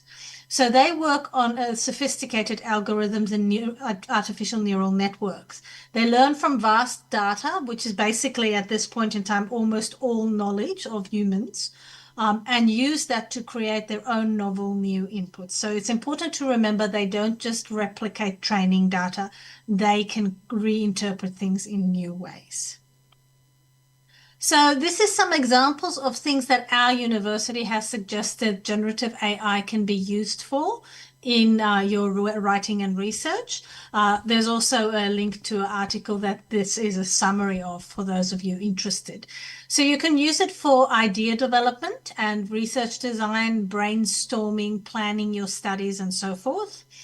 To help you develop content structures. So of course, in terms of writing assistance, to help you expand text, fix your text, improve your grammar, etc., to structure things as well. It can also do visuals and create images for you. It can help you with extracting and analyzing information, synthesizing the literature, managing your data sets, to improve your writings themselves, so proofreading, editing, and so forth, help you with responding to peer review comments, letters to the editors, those sorts of things. It can also help you with your dissemination of your research. So for example, I use ChatGPT to help me write my blog posts about my research articles, or to help me when I make my videos for my YouTube channel to use appropriate tags so that they can be picked up by the algorithms and things like that. So there are many things that these things can help you with if you are brave enough to give it a go and play with it. So I'm going to talk to you today about how to do that well. So these are the ones that I use most frequently in my daily practice. So our university runs on Google. So all our emails and documents and things run through various Google branded things. And they have built-in AI integration now with their Gemini platform, which I use to help me when I'm responding to emails, chats, and giving feedback on students' work in Google Docs, for example. I use ChatGPT, which I have a paid and customized version for that I've trained to respond in the way that I would like it to. I also use Gemini for other things so that I can compare and contrast the responses and decide which one is more appropriate for what I need.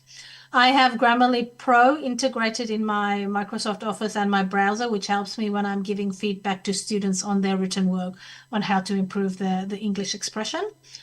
For images like the one you can see on the screen there, I predominantly use Leonardo now, which is very good at creating pictures, but I have also in the past used DALL-E, which is now integrated into ChatGPT.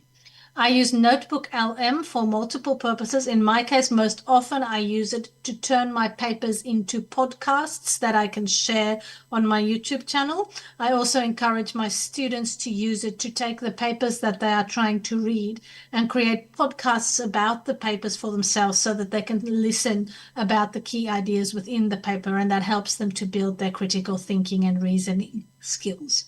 And I also use Otter AI for transcription, particularly for my research, for example. There are other commonly used research AIs. There's Scopus AI, which is very useful in helping search for articles. Perplexity and Research Rabbits are AIs that help you with your research searching and finding articles. They're kind of like research assistants. Elicit is a AI which can help you extract data from large amounts of papers, and ALIZE is a thematic analysis research AI. So let me tell you about how I got to be someone who is now working in AI literacy. Generative AIs were really just starting out at the end of 2021. There was this app that you could type some words in and it would give you a picture. So I was playing around with it and I typed in the title of my book that I was busy writing, Research and Teaching in a Pandemic World, into the AI, and this is the picture that it made. And I was actually really quite impressed by this. So it sparked my interest in how these technologies could work. And then, of course, ChatGPT came around. So ChatGPT is by far the biggest change in the way these technologies work. And so I realized that this is something that's going to be an essential graduate attribute that all my students will need to know how to use in the future. But that meant that I needed to learn how to use it. And I needed to develop AI literacy, which I defined at that point in time as one of the first people to define it, as how to communicate effectively and collaboratively with the Gen AI and evaluate the trustworthiness of the results that you have obtained. So to do that, you need to be very good at using Gen AIs effectively. So how do you become a prompt wizard? So firstly, my pro tip to you is give your generative AI a role. Remember what I said before, that the AIs have full access to pretty much all human knowledge on the internet. And so if you don't tell it what to look for specifically and how to look for it, it can go anywhere. As an example, if you asked it, are aliens real? And it went to a scientific part of the world knowledge, it may give you an answer that says, oh, well, it's not sure. Some people say yes, some people say no. Or it may go to the conspiracy theory websites or the X-Files fandom websites and give you a very different result because you haven't told it what you want it to do. So if you said to it, act as a scientist or a researcher and do something, you've given it a role, you've told it where to go to start to come up with the results that you are looking for. So as an example, this is what I did when I was first playing with this. This is all the way back in February 2023. I said, act as a researcher, and then I wanted to see what it could do. So I just asked it to list the core concerns associated with doctoral education, because that's my area of interest. And so this is what it came up with all the way back then. You'll see it's listed 7 key concerns. And as someone who works in this area, these are the 7 key concerns with the doctoral education system. So I was very impressed with the fact that it was able to summarize these things in the field. It gives you an idea, a survey of the field, helps you to see where to go. But of course, you have to evaluate it, which is what I did with using my knowledge of the field to do so. But you also need to be very clear and specific. One thing to remember is that the generative AI is not a search engine. It is more like a research assistant, right? It is someone who's working with you, and it can do all sorts of things. It doesn't just give you random answers. So you have to be very clear and specific about what you want. So for example, these are the most common prompts that I use for when I'm writing something. Write something in less words. This is because I write qualitative research and I need often to cut my words down for the word count for a paper. Write it in a different tone, because like I said before, maybe I want to share my work on my blog and I need to write my academic paper in a conversational tone. I often say, this is my text about this thing. How can I improve it? Because then it evaluates it and gives suggestions on where it thinks it can improve. One thing that I also encourage my students to do very frequently is the 4th one. What are some critical thinking questions you would ask if you were reading this text? Or if you are someone who disagrees with the argument in this text, what 5 critiques would you give? This is super useful because then you are stepping back from your work and you're getting that peer review feedback about your work even before you've submitted it, to help you strengthen the quality of the work that you ultimately submit, either as your assignment or as your paper. You also need to provide it with context, like what is it that you want and what is it that you don't want. It's not just a search engine that you search and it just lists lots of things and you pick the website that's most useful to you. It is giving you a much more detailed in feedback, so you need to give it context.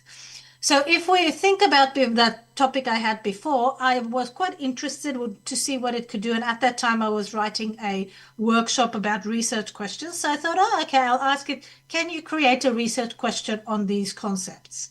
And you will see here that it did actually give quite a good research question, but it's a very big question because I didn't tell it what to focus on. So it decided to focus on all 7 things that it listed before. So when I then asked it to refine it and focus it down on a specific area, in this case, mental health, you can see that it's now created a good quality research question about mental health in the doctoral education program. And it explains to me why it thinks that is a good question, etc., what sort of research I would do with this, and so forth. And a characteristic of a really high quality research question is, of course, to use theory.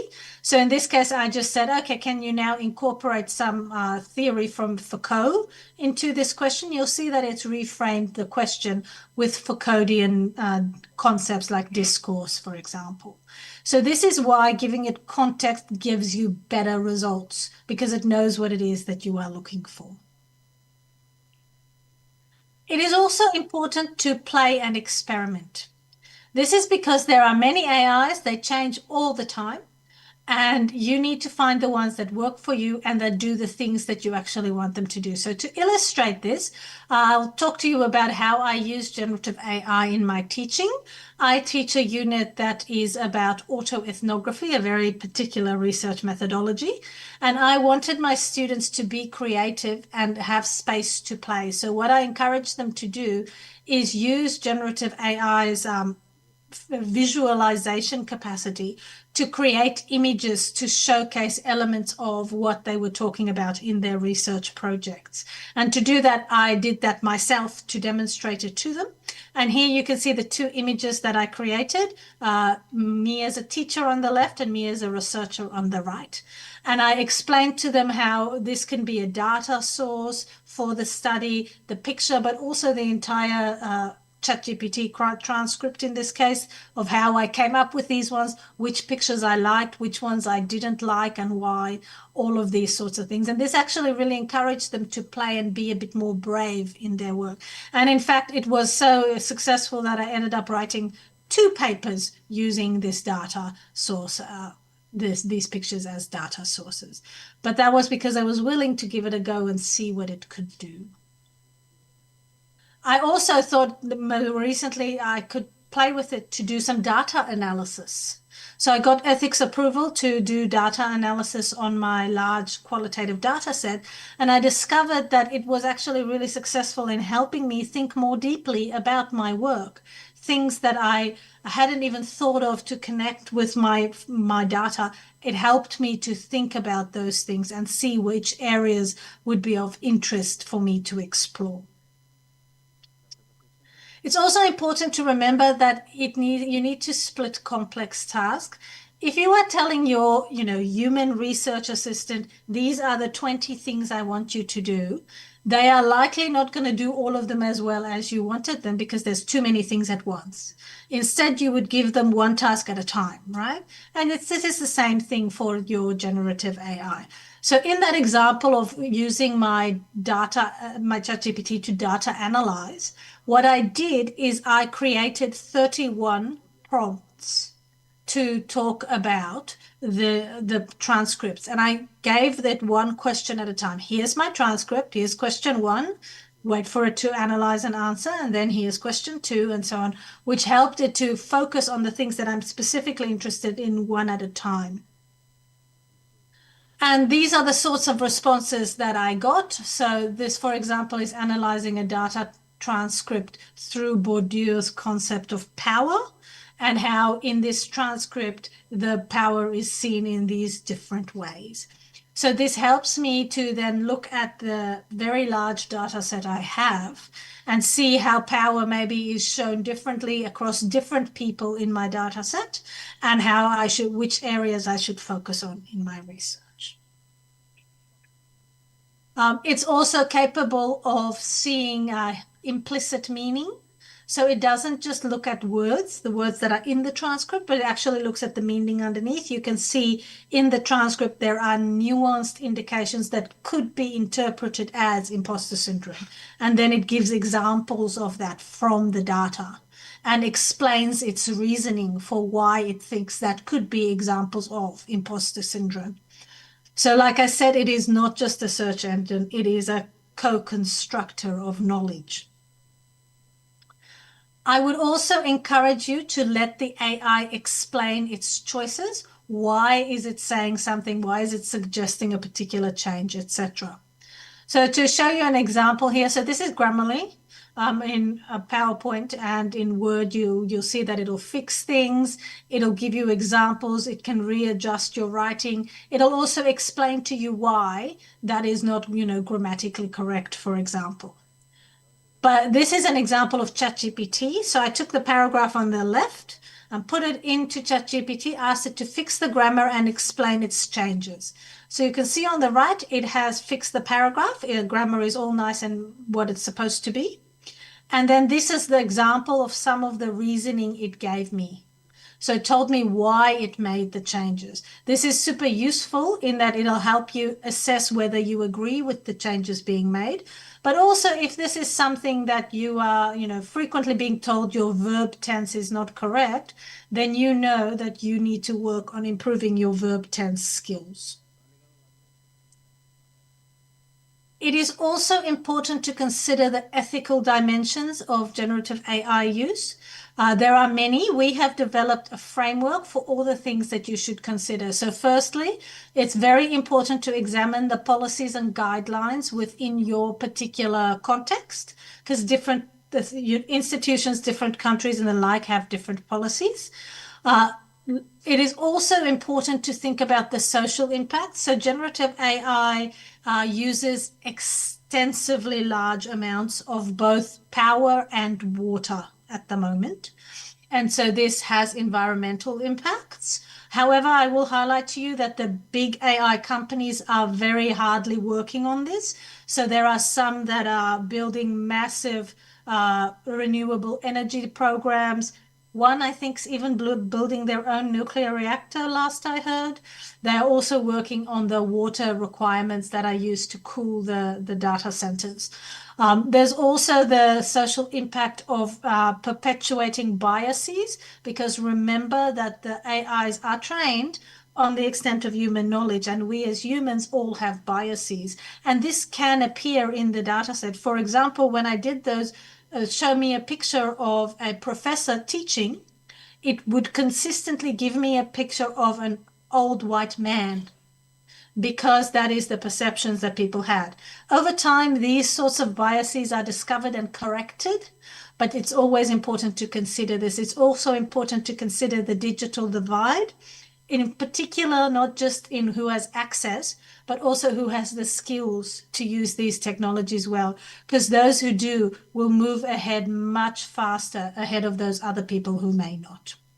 You need to understand how the technology works, and you need to indicate how you use it. And I'll give you an example on the next slide. Also critically engage with the outputs to make sure that these things are... Yes. We still have 5 minutes more. Great, thank you. So critically engage, so don't just accept everything it says, because it is creative, remember. It can make up things as if it thinks that's what you wanted to say. So you always have to critically evaluate the outputs. Access secure versions wherever possible so that your inputs and your conversations are not used to train the data set, and look at the user agreements for whichever AI you choose to use. In terms of the AI acknowledgement, you should include a clear explanation of which AI you used, what you used it for, how you adapted it, and that you take responsibility for the final version. So as an example, this is the template that I now use in my papers. I use ChatGPT for what? As a critical friend to help me brainstorm and critique my ideas, as well as refine my phrasing and my word count. And you'll see the suggestions were significantly adapted, and I take responsibility for the final version. So then how do you develop your AI literacy? AI literacy consists of 5 components. Foundational, in that you do need to know how to access these things, like where ChatGPT is, for example. How do you log in? How do you ask it a question?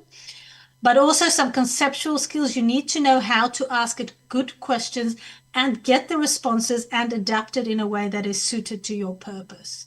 If you want to be really AI literate, you need to move beyond seeing it as a tool. See it as a social co-constructor, a collaborative thinking partner that helps you to build your reflection, creativity, and so on. You also need to be an ethical digital citizen, and you need to be aware that our emotions influence everything we do. So if you are scared that the robots are going to take over the world one day, you are probably less likely to engage with these to begin with. So it's important to realize how your emotions impact your capacity to do these things. So we do have time for questions, but I will highlight to you everything I said is on my YouTube channel. So you can just search for my name on YouTube. There is an entire playlist on how to use generative AI effectively. So now we have some time for questions. Thank you.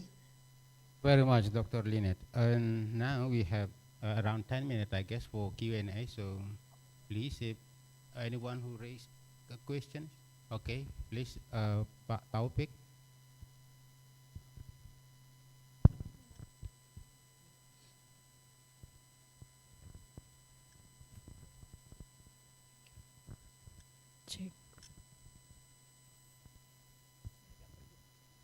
Thank you.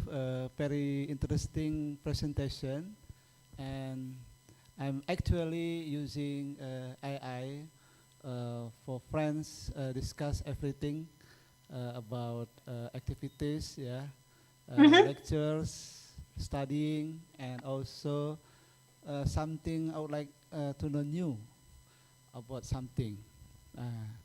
I would like to ask you about if we begin to start make AI like ChatGPT, how competencies we have to make AI like a ChatGPT, Gemini. As we know, all of us now is using AI as a consumer, not as a producer. Now, if I would like to produce or expand like AI, like ChatGPT, what competencies I should have, or what we have to begin with the AI? A good question. So it depends a little bit on what you actually want to do with it, because in terms of customizing it, teaching it to respond in the way that you would like it to be, training it as because they have advanced capacity now. You can send like an agent out to go do your work and come back and report. Those sorts of things actually do not require that much skill.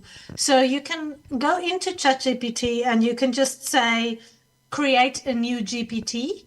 And then ChatGPT will actually ask you, hi, I'm your new ChatGPT. What would you like me to do? And it just keeps having a conversation with you. You explain what you wanted to do. And then it says, if I do that, how do you want me to respond? And you reply back. And eventually it will, as you are responding, it will edit the back end code and it will set itself up to do what you want it to do. So that's actually not that hard to do yourself. If, however, you want to create your own AI from scratch, that requires a lot of knowledge and skill, and also a capacity to have access to massive data sets, which not all of us have, most of us probably don't have access to.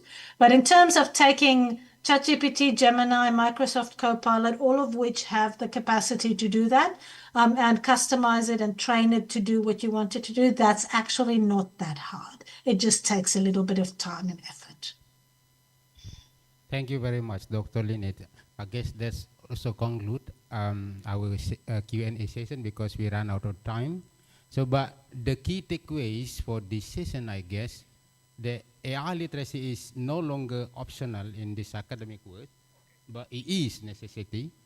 And by understanding AI's capabilities and limitation, researchers and educators can use it as powerful tool to enhance their work while maintaining ethical standard and critical thinking. With responsible integration, AI can become an indispensable ally in the academic process. I guess that's the big takeaway. And for anyone who have more questions, Dr. Lynette has suggested to go to her YouTube channel, and yeah, because I know that you have also a blog, which is very, helpful for us. Okay, please join me again to thank Dr. Lynette for inspiring and practical presentation. On behalf of the organizing committee, again, I would like to extend our heartfelt gratitude for your practical and inspiring presentation. And for you all, thank you very much. Thank you very much, Dr. Habibi, as well as Dr. Lynette. Once again, the same case with Dr. Aziz and Dr. Defraj. Unfortunately, however, we are unable to give you your token of appreciation in person as you're unable to attend the seminar or the conference here in Indonesia. However, we would like to present to you our certificate of honor. This will be sent to your email at the earliest possible opportunities. Thank you, Dr. Lynette. And now, distinguished guests, ladies and gentlemen, as we have closed down all of our plenary session for this conference, we have now come to our next long-awaited lunch break. However, before we part ways, we have several announcements to make. First, we would like to remind you that our parallel session will be held on-site and also online. All right. For room 1, if you are scheduled to have your presentation in room 1, you may return to this ballroom, for you will deliver your presentation in Lumbung 1 ballroom. And for those of you who are scheduled to have your presentation in room 2, we welcome you to enter our VIP transit room, which is located just outside of this ballroom. And for those of you who are joining us online, we would like to remind you to rename your Zoom account into your room number _name so that we can easily put you into your respective room.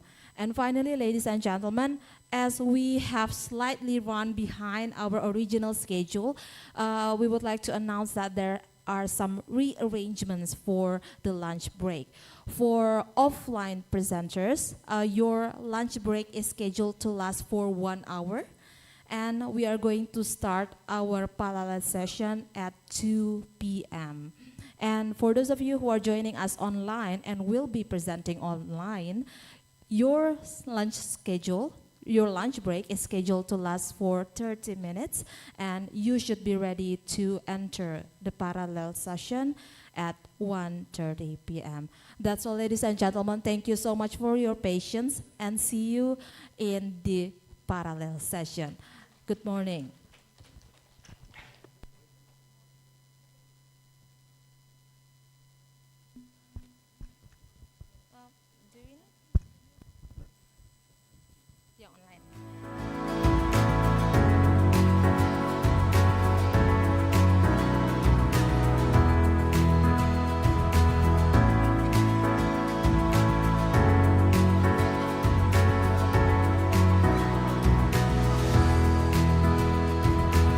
Apologies, ladies and gentlemen, we forgot to tell you that our lunch break will be located at Malimbu Resto on the first floor of Lombok Astoria. Thank you, ladies and gentlemen.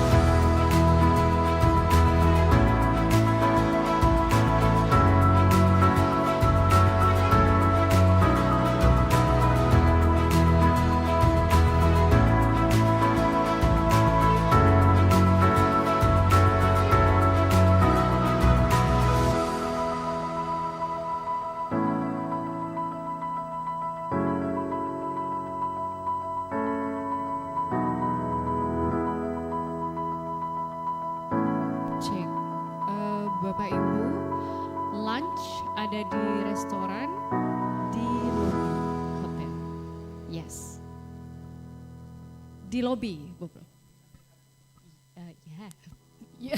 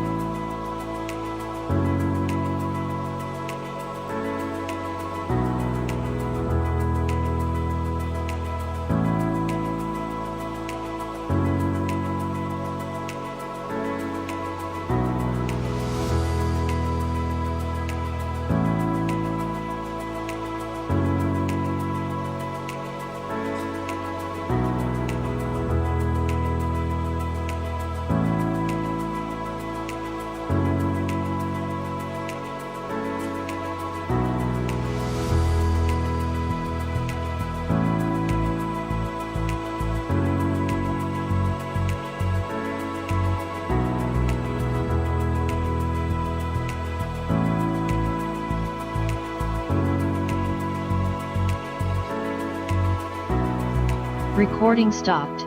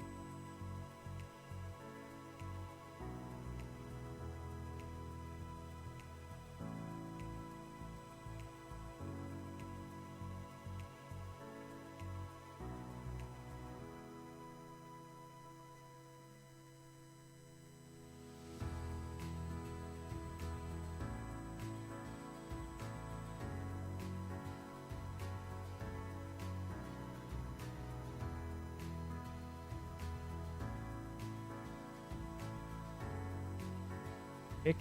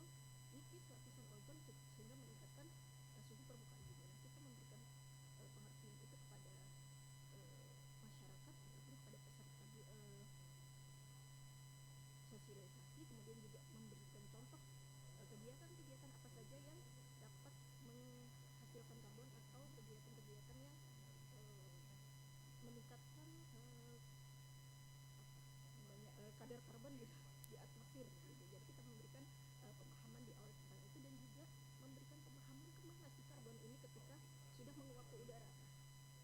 Salah satunya diserap atau disimpan oleh hutan mangrove ini, di mana diketahui hutan mangrove ini jauh lebih tinggi simpanan karbon dibandingkan oleh hutan jenis lain, hutan tropis ataupun hutan mangrove. Nah, kemudian kita jadikan pengertian juga bagaimana jadinya nanti ketika hutan mangrove ini akan berubah atau jika berubah menjadi fungsi yang lain